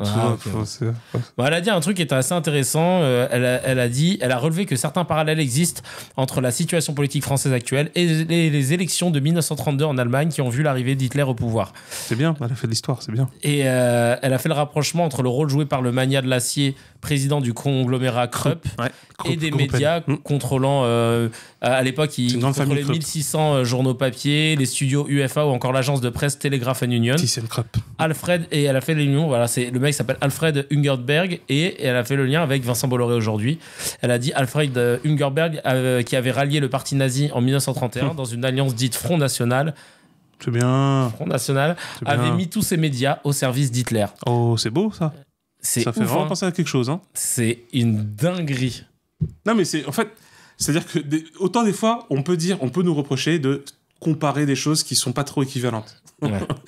Mais là, c'est même pas de la comparaison. Ouais. C'est même pas de la comparaison. C'est un remake. C'est une reconstitution. Mais oui, mais il manque plus qu'ils se mettent en costume. Ils prennent les mêmes costumes, ils changent les blazes, hein, si vous voulez. Qu'ils trouvent un nouveau geste à faire. Ouais, voilà. Tu sais pas, ou à la fin, non, mais que je dis, c'est un remake, donc ils vont être fidèles à la trame historique. Hein. Ils vont faire les mêmes signes, mais non, mais c'est délirant. Mais parce que, regarde, tu vois, encore une fois, c'est une question importante ça, en philosophie politique et sur la question de la démocratie. Qu'est-ce qui empêche Bolloré de faire ce qu'il fait? Bon, voilà, c'est la question. J'allais dire la loi. Oui, exactement. Loi qui est votée par qui? Par le Parlement.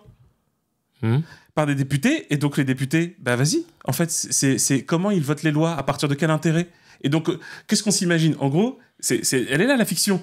On s'imagine des individus libres à l'intérieur d'un endroit sacré, politiquement, dans lequel aucune influence extérieure ne peut interférer. Donc en gros, on est en train de faire prétendre, et c'est ce qu'on prétend depuis 15-20 ans, hein, que Bolloré reste chez lui, il dit vas-y, j'espère qu'ils vont faire des lois sympas pour moi. J'espère qu'ils vont m'autoriser à acheter tous les médias qu'il faut. J'espère qu'ils vont m'autoriser à polluer comme un porc. J'espère, tu vois, vraiment, on s'imagine ça en fait. Il est là, il espère. Et il fait confiance à la démocratie. C'est parce qu'elle est tellement bien. Non, en fait. Et quand ce qu'on disait à l'époque pour les lobbies. Encore, les lobbies, c'était pour des groupes. Mais là, c'est carrément... Maintenant, les groupes, c'est des personnes. Ouais. Donc, c'est ce qu'on voit. Et Yoann Chapoutot l'a très bien démontré. Et l'a très bien analysé et développé. Et il y a la même chose... il en parle aussi, Chapoutot, mais il y a 2 historiens. Il suffit de vous prendre les Que sais-je. Pareil, franchement, très très bien. Que sais-je? Le Front Populaire. L'histoire du Front Populaire. C'est vraiment... Il y a tout... Franchement, parce que c'est les meilleurs historiens... Je sais pas s'il y a les 2 auteurs, mais c'est l'un des 2 meilleurs historiens sur la question. D'accord. Et c'est flippant sur le truc des gros groupes, des gros capitalistes et des grands propriétaires qui avaient un gros problème avec le Front Populaire. Ah ouais? Ah non, mais alors là, mon gars, t'inquiète pas. Hein. C'est quoi? Ils veulent donner des droits aux travailleurs, mais jamais. Parce que, encore une fois, c'est ça qu'il faut bien comprendre. En fait, je fais un peu vite parce que j'ai pas le temps de faire une déconstruction d'une licence d'économie, parce que ça, c'est de la religion poussée, obscurantiste tarée. Vraiment, c'est de la dinguerie. Hein. Vraiment, c'est trop grave. Les gens y croient. Hein. Les gens ont le problème à l'économie, en fait. Ils croient que ça existe un système qui s'appelle l'économie, qui se régule tout seul, et qui, en fait, est logique. Et qu'il y a parfois quelques petits problèmes. C'est pas vrai. Le système est problématique. Le système est arbitraire. Le système obéit à des rapports de force violents, qui sont massivement défavorables aux gens. Quand tu regardes, reprenez juste l'histoire de l'enrichissement de Bernard Arnault. Comment Bernard Arnault est devenu milliardaire, bon sang. Ouais. Tout comme il serait super intéressant, ce qu'à l'heure actuelle aucun journaliste officiel ne fait, c'est-à-dire une investigation de comment se fait-il qu'un gamin de 34 piges, incompétent qui plus est, Gabriel Attal, soit déjà millionnaire, n'a pas de diplôme, sérieux. Ouais, parce que le truc de l'AVE, là, c'est sympa, ouais, t'es un champion, mon gars. Hein. Et il a déjà au moins, officiellement, 2 grandes résidences à son titre propre, en Bretagne et en Corse. Vas-y, on m'explique. L'héritage. Voilà, donc voilà. Et ton héritage, tu l'as où? Il faut faire l'investigation. Et le truc, c'est que qu'est-ce qu'on raconte aux enfants dès la primaire et ensuite au collège sur la fameuse nuit du 4 août? D'ailleurs, dans le programme du Front Populaire, là, du nouveau Front Populaire, ils veulent faire voter une loi le 4 août 2024. Ouais, c'est bien. Franchement, s'ils le font, même moi, je serais surpris. C'est quoi la fameuse nuit du 4 août? C'est la nuit d'abolition des privilèges. Ah, ouais. Voilà. Bon, tu te souviens de cette histoire. Tu sais qu'après, on l'a aboli le lendemain. Ah ouais. On a aboli l'abolition des privilèges. Ils ont dit on était trop bourrés, tout ça. Non, on était dans une euphorie, là, c'était super sympa, mais non, quand même, faut pas déconner. Ah bah oui, parce que sinon, on aurait égalisé tout. Là, non, mais moi, je le dis, mais je sais très bien que si vous voulez savoir c'est quoi l'extrême gauche, je vais vous donner juste un tout petit début d'échantillon. D'accord? Vas-y. C'est saisie des biens de tous les milliardaires. Je vous assure qu'il n'y aura pas de problème, ça va très bien se passer. Saisie des biens de tous les milliardaires. Et ils vont partir, qu'ils partent. Ça nous fera vraiment du bien. Et les biens, ils restent. Parce que ça, on sait le faire normalement. On sait très bien le faire. D'ailleurs, je reprécise que la fameuse personne que je citais, et j'ai pas son nom, je suis désolé, du PS, là, elle explique, qui disait que la majorité des grosses fortunes, c'était de l'héritocratie. Oui. Elle précisait aussi que avant... quand il y avait l'ISF, on avait eu que 0,3% des riches qui s'étaient barrés. Oui, parce que ce qui signifiait que c'était pas assez. Ouais, non, mais c'est pour dire à quel point en fait ça avait aucun. Mais même s'ils se barrent, vas-y, c'est bon. Parce que quoi, genre c'est vous qui créez les emplois. Vas-y, combien d'emplois? Vas-y, allez, je suis curieux. Sors-moi les chiffres. Ah bah, tu sais, quand t'as les chiffres de Louis Vuitton, ouais. Bah c'est la grande majorité, c'est pas en France. Hein. Donc, peut-être Auchan, Carrefour, Leclerc. Ouais, d'accord. Bah vas-y, combien? Explique. Ça, je vois. Ouais, tu vois, non mais en gros, d'accord, on saisit les biens. Oui, c'est la nationalisation, c'est la dictature stalinienne. Bon, si vous voulez, je suis pas d'état d'âme, je m'en fous. Donc, mais je répète, on saisit leurs biens et on les répartit. Parce que ne serait-ce que les biens, indice de valeur, appelez ça ce que vous voulez, franchement je m'en fous. Mais que ce soit 200 milliards, 100 milliards, 80 milliards, 50 milliards. 50 milliards, on sait déjà ce qu'on peut faire sur un an. Ah ouais 50 milliards, avec 50 milliards, c'est pas super compliqué, ouais, avec 50 milliards, on peut assurer 1500 balles de revenus universels pour tous ceux qui n'ont pas de travail, ou même ceux qui en travaillent. Non, mais pour ceux qui n'ont pas de travail, c'est moins. Il nous faudra juste 20 milliards. C'est pas une blague. Il nous faudra juste 20 milliards. Sincèrement, sans blague. Et si on... Donc, déjà, par exemple, tu fais ça pour les jeunes. Pour toutes les personnes qui sont arrivées au bac, tous ceux qui sont partis, voilà, hop, tu les amènes, tu les mets directement avec... Ah, merci, c'est Chloé Ridel. C'est hyper classe. Porte-parole Parti Socialiste et... voilà. Hyper classe. Et donc, et en fait, tu vois, 20 milliards, avec 40 milliards, tu fais un revenu universel pour tout le monde. Je le répète encore une fois, si on fait le SMIC à 1600, si on fait un revenu universel à 1600, ça, j'ai bien l'intention que ça finisse par arriver avec une nouvelle constitution ou un RIC. Mais les gens, ils pensent quoi? Ils pensent qu'on va le manger, en fait, l'argent. Tu sais, on va le manger et puis il va disparaître. Ah non, on va consommer. Mais oui, donc il va aller dans l'économie. Ou ça va épargner, donc ça va être... Dans tous les cas, ça circule. Ouais. Dans tous les cas, ça circule. Le seul cas où ça ne circule pas, les milliardaires. C'est comme ça qu'ils sont milliardaires. Bah oui, parce que s'ils... Il n'y a pas de ruissellement du tout. Mais ça y est, c'est de la saisie. Ça se bloque. C'est en train de se scléroser et de se calcifier dans un endroit. Et ben à un moment donné, on va le péter cet endroit et on va récupérer notre argent. C'est nos sous. Et ça se quantifie. Parce que si j'ai dit ça pour le revenu universel, en fait, tu fais le calcul. Si on chope 100 milliards, on peut le faire sans aucun problème. Bon, les gens, ça les angoisse. Ce qui est drôle, c'est que ça angoisse des gens qui ne sont pas concernés. Hein. qui sont à 1500 balles par mois. Mais la vérité... Mais non, on va les prendre. Mais même si t'as 4500, parce que je le répète encore une fois, mais la vraie mesure, c'est ça qui est toujours le problème aussi avec les socialistes, parce que de toute façon, c'est des sauces d'em, donc de toute façon, on l'a bien compris, c'est que l'impôt sur le revenu avec les tranches, par exemple, c'est le truc de Piketty, etc. Piketty, c'est bien, il fait des efforts, c'est louable, c'est mignon, c'est sympa, machin, les inégalités, tout ça. Le réformisme modéré, voilà, super. Bon, le problème, c'est que les gens jouent beaucoup. Je trouve qu'à la fin, on joue avec la vie des gens, en fait. C'est dans le sens où, en fait, on est là, on fait des mesures, demi-mesures, des procédés à moitié, parce qu'on se dit, voilà, c'est important pour que ça avance. Ouais, mais non, en fait, là, le problème, c'est urgent. Il y a des gens qui sont dans la pauvreté, il y a des gens qui sont dans la précarité, et ça, c'est un véritable drame. On peut faire sortir tout le monde de la pauvreté. C'est ça la véritable urgence. Et ça, on peut le faire sans aucun problème. Et ceux qui ont plus, c'est bien, vous allez avoir plus. D'accord? Ça va bien se passer. Sauf si vous faites un job qui ne sert à rien. Et encore, ça serait une question philosophique. Mais on saisit les biens des milliardaires, les milliardaires, ils vont pas se retrouver à la rue. Hein. T'inquiète pas. Hein. Apparemment, c'est des génies. Apparemment, ils sont super malins. Ils sont plus intelligents que tout le monde. Donc, ils sont capables de régénérer la même chose. Moi, j'ai envie de voir, c'est des magiciens, apparemment. Donc, allez-y, les gars. Vous êtes des génies. Certainement incompris, mais vous êtes des génies. Donc, ce que vous avez pondu en quelques années, vous pouvez le repondre... Allez, danse maintenant.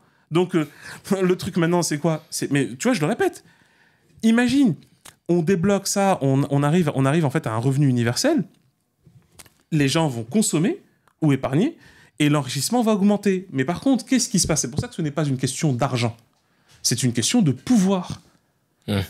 Parce que si le milliardaire devient, quel drame, millionnaire, oh mon Dieu, c'est horrible comme situation, hein, devient millionnaire pour que le pauvre devienne à son tour millionnaire, ouais, sans déconner, c'est possible. Hein. Non, sans déconner, c'est littéralement possible. Je ne vais pas prendre le temps, parce que c'est un peu long de faire une démonstration mathématique, et en plus ça m'emmerde, mais concrètement, si vous avez l'intention de le penser, de réfléchir, vous allez voir, ça se tient super facilement, et si vous n'avez pas envie, vous avez la flemme, après chacun fait ce qu'il veut. Mais je le répète, tu vois, mais réellement, parce que encore une fois, l'argent ne se détruit pas, et on ne le mange pas, encore une fois, tu vois, donc, il circule. Mais ouais, et sauf qu'il y a un phénomène pas normal, où il y a des endroits où il ne circule plus. Et étrangement, des gens continuent de s'enrichir de plus en plus, et donc ils ne continuent plus à circuler. C'est-à-dire que c'est-à-dire qu'il n'y a pas assez d'impôts, de redistribution. Voilà, et c'est là que un vrai grand économiste, Maurice Allais, T'aimes vraiment pas Thomas Piketty? Non, mais Piketty, c'est bien, mais enfin, je vais le dire en toute honnêteté, en fait, c'est pas très acceptable, la modération dans cette question-là. Pour toi, il faut qu'on... Bah oui, mais sincèrement, parce que, encore une fois, lui, c'est lié à son milieu, etc. Il est plein de bonne volonté, hein. Moi, je suis pas en train de dire que c'est une crapule, hein. Non, moi, je trouve ça bien qu'il intervienne en plateau et tout. Ouais, non, mais je sais aussi que certains te disent que c'est ça, il est plus acceptable que d'autres. Voilà, je comprends cet argument. Ouais, mais les gars, après, il faut dire la vérité. Les gars, le Mirabeau, on n'en a pas besoin. Hein. C'est pas ce qui a permis la révolution. Hein. Toi, c'est qui ton économiste phare, là, celui que t'aimes bien, qui pour le coup est bien tranché comme toi? Je sais plus, putain, tu m'en avais parlé avec Hannes. Il y en a pas un qui te revient en tête Maintenant. Plutôt, en tout cas, il y a quelques années, il y en avait un. Ouais, non, mais parce qu'après, en fait, t'as tous les hétérodoxes, en fait. Donc, même, par exemple, Thomas Porcher, c'est bien ce qu'il fait. Moi, je trouve que c'est déjà un peu mieux que Piketty, en vrai. D'accord. Même s'ils sont dans le même bateau, ça va. Bon, c'est eux qui travaillent dans le programme du nouveau Fonds populaire au niveau économique, ainsi que Jacques Généreux, d'ailleurs, comme je le disais. Et non, je préfère. Tu vois, Jacques Généreux, déjà, je préfère. Ah ouais? Ouais, si, je préfère. Vraiment. Après, là, je vais beaucoup plus sur le terrain ensuite des sociologues économiques, tu vois. Et pour moi, c'est Bernard Friot. Moi, ce livre a changé ma life, L'enjeu des retraites. L'enjeu des retraites. Il est sorti quand il y a eu le premier débat sur les retraites. Il te dit, ça sert absolument à rien de faire ça, c'est juste pour nous voler. Je le fais vite, mais voilà. De faire toutes les réformes de retraite, toutes les réformes, toutes sans exception, toutes. C'est juste de la captation de richesse. Tout simplement. Mais tout simplement. C'est l'un des plus grands braquages qui a été fait. Et t'as le Conseil d'orientation des retraites qui a expliqué, qui a dit bah non, c'est pas besoin, on est excédentaire et tout. Ouais, mais il faut faire la réforme quand même. Et là tu dis mais pourquoi on est excédentaire? Mais bien sûr qu'on est excédentaire. Là maintenant c'est en train de se stabiliser, mais ouais, ils ont dit on est excédentaire. Oui, on est excédentaire. Oui, tout à fait, monsieur. On l'est, carrément. C'est le Conseil d'orientation des retraites là d'il y a pas longtemps. Hein. Parce que tu dois faire des budgets en fait sur chaque exercice en fait que tu simules sur le long. Évidemment que la situation démographique va avoir un impact. C'est là d'ailleurs que l'immigration est super importante. Il faudrait voir, il faut que les gens regardent les courbes. En fait, regardez les courbes solde migratoire et solde démographique. Tu sais, le solde démographique, c'est le solde de naissance et décès. Ouais. Le solde migratoire, c'est les sorties et les entrées. Eh bien, depuis 2000... je ne dis pas de bêtises, c'est à peu près 2008. Ouais, ça doit être ça, c'est à peu près ça. Hein, en tout cas, c'est début 2000. Depuis début 2000, on a un effondrement démographique. Bon, en Europe, c'est encore pire. Mais nous aussi en France. Ouais, on passe de 2 à 1,65. Ah oui, quand même. Ouais, c'est une vraie chute. C'est simple, on ne se reproduit plus. D'accord. Ouais. Les autres pays, c'est une catastrophe. Ah ouais? Ah ouais. Et donc, quand tu regardes le solde démographique, c'est un effondrement. C'est vraiment un effondrement. Et il y a un truc qui nous sauve les miches. C'est l'immigration. Ah, mais littéralement, c'est le solde migratoire. Hein. Mais ça, littéralement. Vraiment. Et ouais, les gars. Bah ouais, à un moment donné. Après, encore une fois, on sait bien les problèmes que ça peut poser culturellement. Mais donc, je reviens sur Maurice Allais, parce que c'est le plus important. Ouais. Maurice Allais, en fait, avait bien synthétisé la vraie réflexion sur cette question économique. C'est le fait que tu sais, pas d'angoisse. Et je parle même pour les gens qui se prennent trop riches, là, parce que ça aussi, ça fait éclater de rire comme Todd. Les gars qui touchent 4 000, 5 000 et qui se prennent pour des gros bourges. C'est pitoyable, mais bon, bref. Les gars, soyez juste contents, mais considérez que même vous faites douiller, en fait. Hein. Tu vois, se satisfaire de 4 000, c'est que t'as pas compris l'économie. Voilà. Et c'est encore pire. Et se satisfaire de 1000, c'est que t'es une grosse victime. Voilà, vraiment. Maurice Allais disait bien cette phrase-là, il faut imposer les choses, pas les humains. Donc, l'objectif d'une économie saine, équilibrée qui tend vers la richesse, ouais, littéralement, c'est la disparition progressive de l'impôt sur le revenu. D'accord. Il faut arrêter l'impôt sur le revenu. Ah, tu vois, les gens, c'est bien. Bah oui, c'est bien. Parce qu'ils sont nombreux à payer l'impôt sur le revenu. Ils sont très nombreux. D'un point de vue démocratique, c'est le peuple qui paye l'impôt sur le revenu. Hein. L'écrasante majorité de la population paye l'impôt sur le revenu. Tu vois ? Alors, enfin, il y a une frange de quasiment 30 à 40% qui ne paient pas l'impôt. C'est parce qu'ils sont pauvres. Tu vois ? En vrai, tu sais, on dit, non, ils sont pas imposables. Ils sont pauvres, monsieur. Ils sont pauvres. C'est pour ça qu'ils ne paient pas l'impôt sur le revenu. Ils sont pauvres. Ils n'ont pas assez de revenus. C'est ça que ça veut dire. Hein. Donc déjà, ça, c'est pas normal. Mais ensuite, forcément, c'est... Après, des niches fiscales. Alors oui, quand tu fais des Pinel, mais c'est pas les pauvres qui font ça, hein, tu l'as bien compris. Mais l'autre partie, la grande partie, le ventre mou, la fameuse classe moyenne qui n'existe pas tout à fait, mais qui paye de plein pot l'impôt sur le revenu, se font plumer comme c'est pas permis. Mais littéralement, ils se font voler. Là aussi, encore une fois, il n'y a rien de rationnel à ce que le fruit de ton travail soit ponctionné. Il n'y a rien de rationnel à ça. Et oui, mais c'est pour participer, non. Parce qu'en plus, ton argent, à partir du moment où il circule, il participe sur la TVA. Mais oui. Quand tu vas acheter un truc, quand tu vas investir. Mais bien sûr. Donc, encore une fois, le rôle d'un État sain, mais bon, c'est toujours le problème d'un État, l'État, la statistique, etc., c'est que, en fait, tu n'imposes pas sur les revenus. Mais tu peux le quantifier, tu regarderas, c'est incroyable ce que ça donne. Hein. Les gens, donc, et je t'assure, et on peut pousser même les charges. Vous pouvez pas les charges, c'est pas pour vous ça. Ah bon? Mais vraiment, ouais, t'as une PME, tu payes pas de charges. Ah ouais? Mais tu vois, il va faire quoi le mec quand il est PME, il paye pas les charges? Il va embaucher encore plus. Mais de ouf! Et en plus, tu dis, y a pas de charge, donc vas-y, relève. Et si si le salaire de tes employés franchit un plafond, tu payeras quasiment, tu seras exonéré même pendant un moment. Au niveau fiscal. Vas-y. Mais oui, en fait, c'est connu, en plus en économie, c'est ce qu'on appelle des politiques de la demande. Tu renforces la demande, ce qui renforce l'économie. C'est des politiques de demande. Quand tu fais ça, donc ouais, mais l'État, il va vivre comment, machin, etc., et tout, comment on fait, et tout. C'est marrant, parce que, je sais pas, les grands prix Nobel, là, les génies de la lampe, ils te disent tous, les milliardaires, ils sont là. Je suis désolé, mais pour qu'un milliardaire utilise tout son argent rapidement, il faut y aller. Hein. Faut qu'il soit motivé, qu'il ait la foi. Hein. Ouais. Donc il ne va pas le faire. Et ça tombe bien, mon grand. On va juste attendre. On va se faire un compte à rebours après la mesure de cette loi. On va se laisser 1 an. On va voir ce que tu fais de ta fortune, ton capital dormant. Voilà. Ah, c'est bon. T'as utilisé tout ce que tu pouvais utiliser. Ah ouais, mais c'est qu'il te reste pas mal de milliards quand même. Hein. Mon grand, on va tout prendre. Allez. En vrai, je t'assure, il y a même pas besoin de tout. En vrai, il y a même pas besoin de tout prendre. Mais vas-y. On se fait quand même plaisir, c'est des plans d'urgence, faut sauver la nation. On prend une grosse partie, un bon petit 90%. Tu vas voir qu'après, comment il va te motiver. Alors déjà, il y en a, ils vont aller à reculons, là-haut. Et ensuite, tu vas voir la répartition que ça va faire. On va se retrouver fatalement dans une situation excédentaire. Littéralement. Mais quand je dis une situation excédentaire.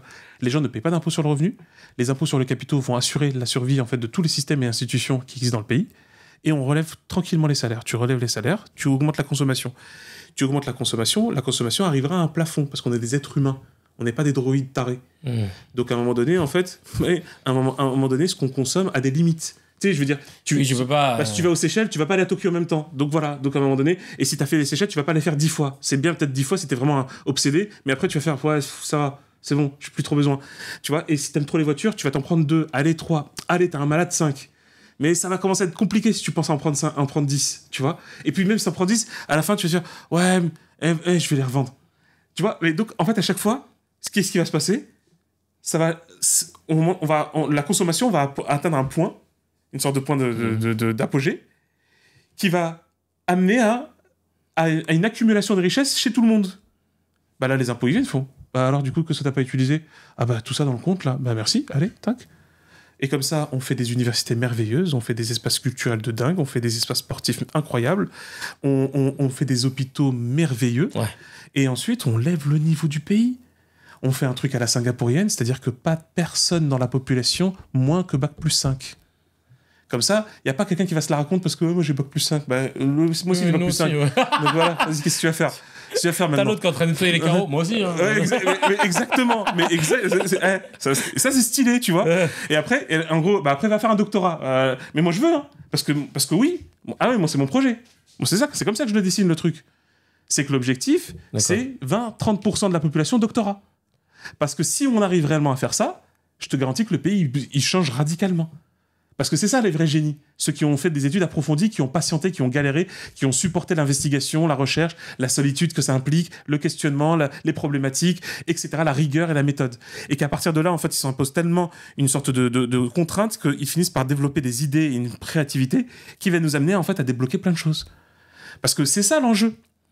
C'est de se développer, c'est d'avancer, c'est de faire des trucs de dingo. Quand tu regardes, c'est pour ça que pourquoi j'aime énormément la série Star Trek Strange New Worlds. Elle est excellentissime parce que, tu Tu sais que, parce que à l'origine, vu que c'est des reboots de l'ancienne série des années 70, et franchement, les gars, c'était des courageux. En vrai, contrairement à ce qu'on croit. C'est une production hollywoodienne qui était pro-socialiste utopiste dans l'époque du McCarthyisme, quand même. Hein. Un petit peu après le McCarthyisme. Ah ouais. Mais en tout cas, on est en pleine guerre froide. C'est même pour ça qu'il y a un personnage russe. C'est le clin d'œil en fait pour dire ouais. Spock, il est russe. Non, c'est pas Spock. Mais non, Spock il représente un truc intéressant, une sorte d'altérité. Tu sais, l'altérité, l'autre, donc pas américain, tu vois, l'autre super intelligent, qui a une culture super éveillée, machin, tu sais, en plus même qui est connu sur le féminisme, etc. Non, c'est super bien écrit Star Trek. Hein. C'est vraiment super bien écrit. C'est pour ça qu'ils ont pas trop d'efforts à faire dans les nouvelles versions. C'est juste graphique qu'ils font, mais les trames narratives et scénaristiques, elles sont déjà super dans le futur. Mais parce qu'il y a un épisode dans Star Trek Strange New Worlds qui est parfait. C'est qu'à un moment donné, ils sont amenés à voyager dans le temps. Où il faut ça facilement, parce que ça aussi, c'est ça que j'aime trop dans Star Trek, c'est qu'on arrive à un tel niveau et il t'explique comment on fait pour arriver à ce niveau. Bah, c'est simple, toute la population universitaire en fait. Ah putain, c'est vrai que de ouf. Ah oui, mais tu vois ou pas? Mais c'est un truc de malade. Et que la technologie est au service de tous les trucs un peu ingrats. Ouais, voilà, c'est ce qu'on disait. Donc, les métiers pénibles. Oui, robot, ouais. Chez mon pote, là, il travaille en Chine. Il a dû retourner en Chine. En retournant en Chine, il a pu commander fringues, bouffe, etc., qu'il a retrouvé dans le TGV qui allait l'amener ensuite chez lui. Et il le retrouve comme ça dans sa place. Tac, se poser. C'est un robot qui l'amène, s'il te plaît. C'est pas un pauvre employé. Un robot. C'est le turfu. Mais c'est logique, ça. Hein. Moi, je trouve ça super bien. Tu vois? Mais, et encore une fois, c'est logique. Au lieu d'un pauvre gars à vélo qui a frôlé la mort 4-5 fois avant de t'amener un truc en décomposition. C'est quand même chaud. C'est pas un bon modèle de société, ça. Hein. Non, t'as raison. Et donc, tu vois, ils ont poussé le truc, ils vont en voyage dans le temps, et ils arrivent à un moment donné, et t'as un de personnages, une meuf qui explique, qui dit « Ah ouais, ils sont encore dans la monnaie. Ah ouais, ils croient encore à la propriété privée. Ah ouais, en fait, ils font des tâches qu'ensuite on leur donne de l'argent pour pouvoir consommer. » Et tu sais, ils sont dans ça, et à un moment il voit une voiture, il va la prendre. Il dit non, mais il croit encore à la propriété privée, donc elle appartient à quelqu'un. Il la regarde. Mais c'est excellent. Parce qu'il te montre en fait que.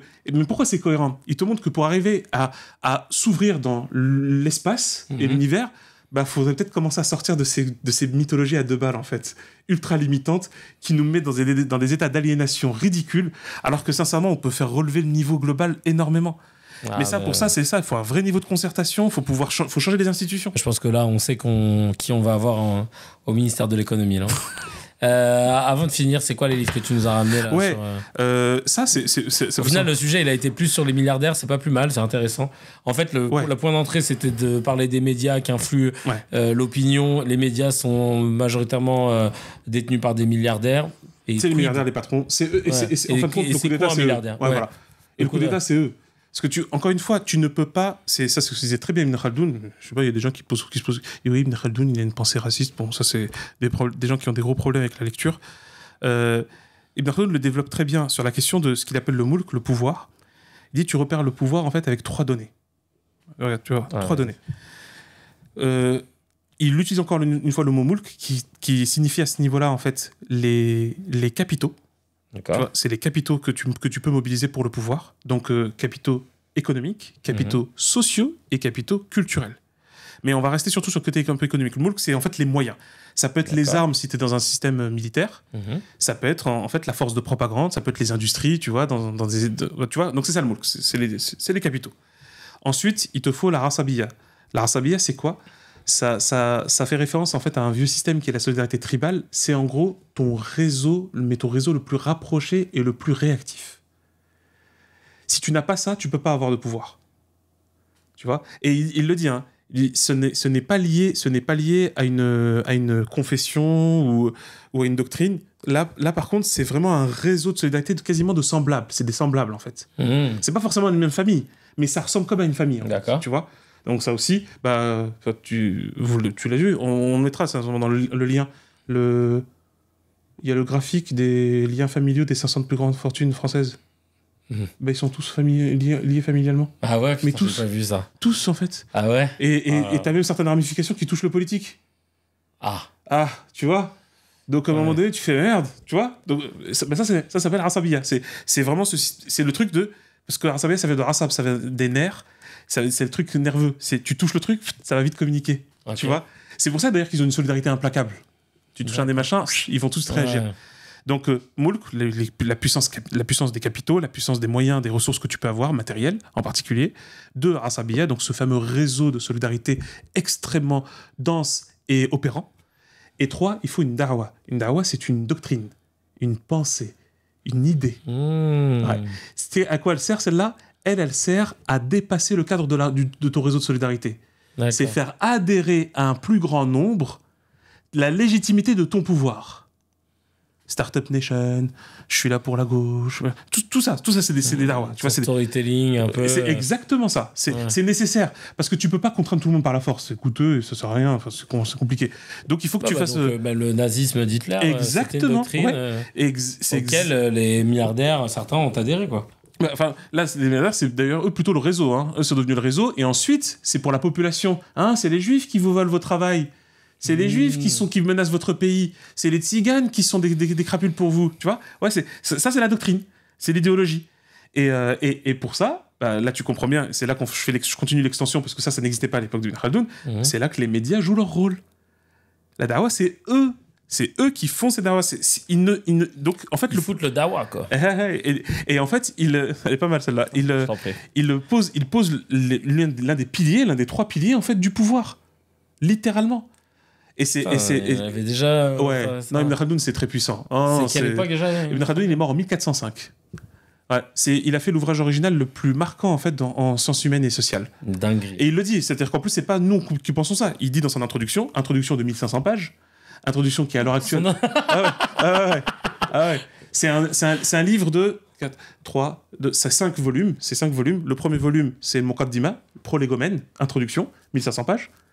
Où il explique toute la théorie qu'il va développer et pourquoi c'est une science. Il dit, il faut faire une science sociale et politique qui permette de comprendre les phénomènes de pouvoir et de prise de pouvoir, ainsi que ses effets sur la société. Il fait des théories économiques et tout de fou. Je suis en train de travailler là-dessus. Ça, c'est mon truc maintenant. Je suis en train de me balancer. Je vais faire un article et tout, peut-être même un bouquin.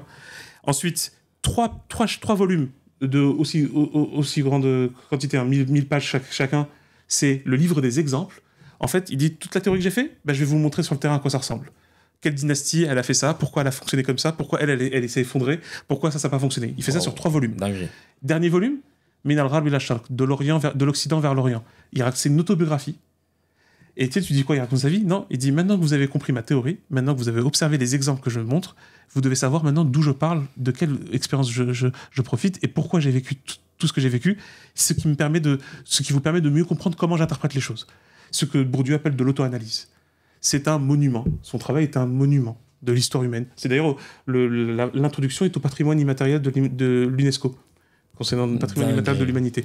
Donc tu vois, et c'est ces théories-là qui nous permettent de bien comprendre que c'est comme ça d'ailleurs que j'ai fait dans l'article que j'ai rédigé et publié sur la prise de pouvoir de Kadhafi. Le 1er septembre 1969, il y a officiellement un coup d'État. C'est des officiers, il y a Kadhafi avec, mais officiellement, le pouvoir n'a pas encore été pris par quelqu'un. En fait, on a déposé un pouvoir. Et il fallait maintenant que quelqu'un le prenne. Si tu veux, pour le dire très clairement, en 2017, on a déposé un pouvoir. On a peut-être commencé un peu avant. Certains pourraient dire, et c'est ce que pense Todd, 2005. 2005, quand le référendum, on l'a balayé d'un revers de la main, on a dit aux Français, allez vous faire foutre. Ouais, horrible. Ouais, ça s'appelle une déposition de pouvoir, parce que on parle du peuple et de son pouvoir. Hein. Tu fais un référendum, tu leur poses une question, ils te répondent non, et tu dis, on va faire oui. Voilà. Donc, la question, c'est ça, c'est que, mais c'est qui le on ? Qui a dit on va faire oui ? C'est qui ? Vous êtes qui, vous ? Ouais, c'est clair. Parce qu'a priori, techniquement, vous avez été élu, il me semble. Hein. Donc, en fait, littéralement, tu as une déposition du pouvoir. Là, clairement, en 2005, on a déposé le pouvoir. Le peuple n'a plus le pouvoir. Ça, c'est le plus sympa. Certains pensent que c'est encore un peu plus ancien. Peu importe, c'est pas important pour l'instant. On peut rentrer dans la technique, c'est très amusant, mais entre la déposition du pouvoir et la reprise de pouvoir par quelqu'un d'autre, il faut normalement un laps de temps. C'est ce que moi j'évoque comme théorie. C'est que je pense qu'il y a toujours un laps de temps entre les deux. C'est ce qui montre que les choses ne sont pas aussi mécaniques que ça et ne sont pas aussi figées que ça. Mais elles sont par contre très complexes. Donc la question, c'est depuis que le pouvoir a été déposé, c'est-à-dire que le peuple n'a plus tellement le pouvoir, qui le récupère derrière ? Et en fait, c'est à cette question qu'on est en train de répondre en ce moment. Et Macron, son élection en 2017, a été le signal le plus explicite d'une prise de pouvoir, parce que avant Macron, parce que oui, il y a bien un avant et un après Macron. Entre 2005 et Macron, il y a une fiction qui demeure, qui est celle de dire non, mais la France est quand même gouvernée par des partis politiques qui représentent le peuple. C'est ça, normalement. Ouais, tu vois ? Sauf que progressivement, de 2005 jusqu'à 2017, et en particulier avec Hollande, des mesures et des lois sont prises par ces mêmes partis au détriment même de leur propre base électorale. Hollande, il a appliqué aucune des lois que lui avait demandé le parti quand ils ont fait leur congrès et qu'ils avaient adopté un programme.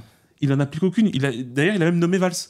Tu vois pas ? Bah oui, celui qui a trop perdu les primaires. Et donc là, tu vois ou pas ? Tu sens que... Mais donc, les partis ne représentent plus le peuple. On est bien donc dans cette déposition du pouvoir. Et donc, la question qui se pose, c'est qui maintenant le récupère ? Alors, il est probable que dans un premier temps, il y avait une volonté de celui qui voulait récupérer ou ceux qui voulaient récupérer le pouvoir de ne pas trop se montrer. Mais depuis que Macron est là avec, en fait, on voit bien que le pouvoir est en train de récupérer par quelqu'un. Et c'est pour ça que, dans l'absolu, ce n'est pas tout à fait Macron le dictateur. C'est ses ordonnateurs, celui qui lui donne ses ordres. Alors ça fait très conspi, machin. Oui, mais je suis désolé, ce mec a été par contre 10 000 fois plus employé que moi, en fait. Hein. Donc moi, je suis très indépendant et libre, mais je pense pas qu'on puisse dire ça pour cette personne. Et de toute façon, c'est un Minc. Hein. Si vous voulez savoir, cherchez, si vous voulez qualifier Macron, cherchez ce que Minc dit de lui. Alain Minc. Ah. Tu l'as pas vu celle-là ? Non. Ah, mais il dit que c'est une... Ah ouais ? Littéralement. Il le dit dans les textes, dans les mots. Il a dit ça à la télé, France 2, tranquille. Et il a dit, pour ça, il est le meilleur. Oh. Tu fais, ah bah mince. Ah bah merde alors. Bon, bah très bien. Et c'est lui qui a les clés de... Ok, bon, bah très bien. Oh merde. Super. Génial. Donc, tu sais, on n'est pas dans un méga conspi des Lumières. Hein. Non, c'est... Et c'est là que tu comprends toutes les mesures qu'il a prises, etc. Et le comportement qu'il a maintenant. Sa conviction était que balancer cette grenade de gros lâche, là, de dissolution, en vérité, c'est évident, il voulait laisser le pouvoir au RN. Sauf que je pense, en toute honnêteté, qu'il était surpris. Par le front... Parce qu'ils sont vite... Gauche, mais je sais pourquoi il était surpris, parce que même Glucksmann avait tout fait pour que ça se fasse pas. Un petit gros malin, parce que moi, je l'ai grillé, hein. Le mec qui vient lundi matin, alors voilà mes conditions, machin. Tu fais quoi ? T'es qui toi en fait ? De quoi tu parles ? Va retourner à Strasbourg, voilà, va au Conseil européen, machin, va faire semblant d'être un député européen, on a bien compris, voilà, parce que visiblement ça paye plus trop les conseils que tu donnes à la Géorgie, ça c'est bon, on a capté. Ouais, parce que là, les mecs troubles comme ça, et donc, comme ils se sont unis très vite, et de manière assez dense, à tel point même que Hollande y revient, c'est déjà, qu'est-ce que tu fais là, toi ? Bref, et là, Macron et ses ordinateurs ont dit « Ah bah merde !»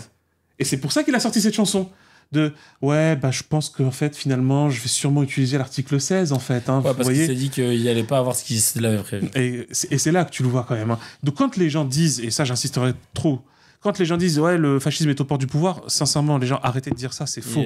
Il y est déjà. Par contre, c'est vrai, si le RN gagne, il va y avoir un débridage en fait d'une parole ultra raciste. Ouais, ça commence déjà. Mais en fait voilà, mais après j'ai envie de dire, mais sincèrement, enfin. Et les médias favorisent déjà ce truc-là. Exactement, c'est ça qui est délirant. Donc là l'occasion est belle parce que c'est vrai, là, c'est la dernière fois qu'on parle avant que les gens. Donc là, je veux vraiment insister sur une chose. C'est que il ne s'agit pas de voter pour faire barrage au Front National. Hein. Je sais pas vraiment, mais moi c'est pas ça le projet. Hein. Il s'agit de voter pour virer Macron. Hein. Ouais. Ah non, mais c'est pour tourner définitivement à la page de Macron et mettre en place de nouvelles institutions. Hein. C'est ça que signifie le nouveau Front Populaire. Hein. Ouais. C'est bien ça l'objectif. Hein. Et le début, parce qu'ils ont fait leur programme sur les 100 jours, le début est en réalité génial au vu des circonstances, mais ce n'est que le début. Et il est même question, de toute façon c'est ce qui va se passer, c'est que la rue va être occupée après, hein, même si c'est le nouveau Front Populaire qui gagne, surtout si c'est le Front Populaire qui gagne, parce qu'il faut lui mettre la pression. Et que lorsqu'il fera le SMIC à 1600, lorsqu'il indexera les salaires, lorsqu'il permettra des logements aux étudiants, lorsqu'il supprimera Parcoursup, lorsqu'il mettra un embargo militaire à Israël, lorsqu'il abolira la loi sur les retraites, lorsqu'il abolira la loi sur le chômage, tout ça va être très bien. Et on lui dira, très bien, on commence les vrais trucs maintenant. On y va maintenant pour de vrai. On prend des vraies mesures. Le RIC, et encore le RIC. Et ensuite, constitution, on met en place une constituante. Il faut qu'on change de régime d'urgence. Parce que là, notre pays ne va pas tenir longtemps dans ce système-là et ne va pas tenir longtemps dans cette pente extrêmement dangereuse. Et une réforme profonde du système de financement des médias. Oh oui. Moi là... s'il le faut, on revient à l'ORTF, vas-y, on y va, frère. ORTF, direct. On nationalise tous les médias. Ah, ils vont être verts, tu vois. Ils vont tous être verts. Quoi ? Ouais, on nationalise. Qu'est-ce qu'il y a ? On fait ce qu'on veut. on nationalise. Vous allez tous devenir blêmes, vous allez voir. Ah ouais, ça va faire tout drôle. Et vous verrez ce que ça signifie de respecter la loi, de respecter la pluralité et de respecter la liberté d'expression pour de vrai. Ouais. Là, vous allez voir. Ouais, là, ça va être marrant. Eh ben, merci beaucoup. Je te laisse finir sur les livres avant de... Ouais, donc, Salut de la Red Team, ils en ont fait plusieurs. C'est celui que j'avais, là, c'est Guerres qui nous attendent. Il y a beaucoup de choses à dire sur ça, parce que, en fait, c'est le ministère des Armées avec l'Université Paris Sciences et Lettres, PSL, qui ont réuni donc un groupe, la Red Team, où ils doivent mettre en place des fictions. Des fictions sur des scénarios de conflits, de mouvements de population, donc même de guerre, qui pourraient arriver en fait dans l'horizon 2030-2060. C'est volontairement qu'ils utilisent des éléments ressemblants sans que ce soit tout à fait les trucs évoqués. Par exemple, ils parlent d'un truc qui ressemble à la Russie, mais ils disent pas que c'est la Russie, par exemple. Ils parlent d'un truc qui est la Turquie, mais ils disent pas que c'est la Turquie. Et en fait, ce qu'il faut comprendre dans ce livre-là, ce qui est important, c'est qu'il y a des trucs qui ont l'air exagérés, mais en fait, justement, c'est que ça permet de faire deux choses. La première, de pousser à l'absurde les différentes possibilités, même les plus dingues, pour pouvoir les envisager. Mais la deuxième, c'est que ça permet aussi de préparer en fait l'opinion à des décisions qui seront prises. C'est pour ça qu'en fait, en gros, c'est en vrai indispensable de le lire. Juste de savoir l'ambiance. Nous tisse pas plus. Voilà. Et là, c'est Crise et violence politique. Ça, je sais pas si j'avais l'occasion de le montrer. Ça me dit quelque chose. Mais Crise et violence politique sous la direction d'Alexandre Dorna. C'est un traité de psychologie politique qui est vraiment indispensable sur la question de la violence, sur la question de l'autoritarisme et de la dictature. C'est court, hein, mais c'est super bien fait. Donc, c'est un petit traité de psychologie politique. Et puis ça, c'est un peu de densité historienne. La traîne des empires de Gabriel Martinez-Gross, Impuissance et religion, qui est, en fait, il est super intéressant parce que Gabriel Martinez-Gross est très khaldounien. Ah, ok, d'accord. Ouais, très khaldounien. Bon, des fois, il y a des maladresses, mais bon, c'est moi qui dis ça parce que je suis un fou, mais ce qu'il fait, c'est très intéressant. Et là, en fait, il évoque une crise que beaucoup d'auteurs et de chercheurs sont en train d'observer. C'est la fameuse crise des idéologies. Et donc, c'est pour ça qu'il parle d'impuissance et religion. Les recompositions religieuses et les recompositions idéologiques. En fait, comme je l'ai dit sur le point de vue khaldounien, aucun pouvoir ne peut exister sans idéologie. C'est pas possible. Et quelle que soit l'idéologie qu'il affiche, l'idéologie, en fait, va avoir un élément liant. En quelque sorte, si tu veux, tu sais, même pour le dire très concrètement, si on pouvait évoquer un véritable succès de l'extrême droite, il le serait sur un seul truc, c'est qu'en fait, il propose une idéologie. Tu vois, une idéologie très simple, très simpliste, cruellement simpliste même, mais il propose une idéologie quand même. Une forme de foi, tu vois, une forme de prêt-à-penser. Alors que, faut dire la vérité. En marketing, on dirait qu'il y a une promesse, quoi, tu vois. Tout à fait. Mais alors là, c'est très vrai. C'est tout à fait ça. On peut l'identifier, quoi. C'est tout à fait ça. Et or, justement, pourquoi ça va pas à gauche ? Et pas qu'à gauche, mais pourquoi ça va pas à gauche ? Mais parce qu'il y a plus rien, en fait. Il n'y a plus d'idéologie. Mais déjà, oui, parce qu'ils ont tous trahi, en fait, les principaux de base, et surtout qu'ils n'en formulent plus de nouvelles. Ouais, c'est vrai. Et donc il est là l'enjeu, et c'est pour ça que ça va prendre très au sérieux, et ça concerne notre avenir sur tous les plans. Pourquoi effectivement on voit un regain de religiosité chez les jeunes, etc. Ça aussi, c'est qu'il y a une promesse qui est recherchée, et que des fois ça peut être intéressant, des fois ça peut pas du tout être intéressant, tu vois, justement, parce que ça aussi, hein, on va pas négliger quand même des apports qui ont été faits par la raison et la réflexion, etc., et la science. Et ça c'est aussi très important, de pouvoir amener à une vision équilibrée des choses. Ce n'est pas simple dans un contexte comme le nôtre, mais c'est important de l'interroger. Donc c'est pas pointu, mais c'est un petit peu, mais ça quand même, ça peut valoir le coup de le lire. Eh ben c'est noté. Merci beaucoup, Dr H, pour cette analyse sur les milliardaires, sur leurs impacts, sur un début de programme politique de Hamza aussi, on va pas se mentir, auquel j'adhère totalement. Parce que je ne suis pas concerné en plus, donc ça va être trop bien. Cool, je sais juste que je vais glow up. Voilà. Donc voilà. C'est ça pour tout le monde. C'est pour tout le monde, va tout vous faire. Ça fait plaisir. Merci en tout cas pour votre fidélité. Continuez de partager à vos potes, au moins 2 potes à vous à chaque fois, des nouveaux, d'essayer de les convertir à CKR.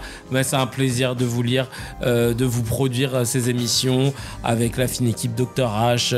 Qu'on retrouve la semaine prochaine, ma chérie Gaëlle Canicagnan à la réalisation et au montage, et sa chaîne Maskoff, allez-y sur YouTube pour découvrir le parcours d'athlètes qui font tomber le masque, et bien sûr notre showrunner Mourad Mokadem au son, et qui va aussi arriver avec du lourd, mais restez connectés, ça arrive bien bientôt. Et je vous dis à la semaine prochaine. Ciao, ciao.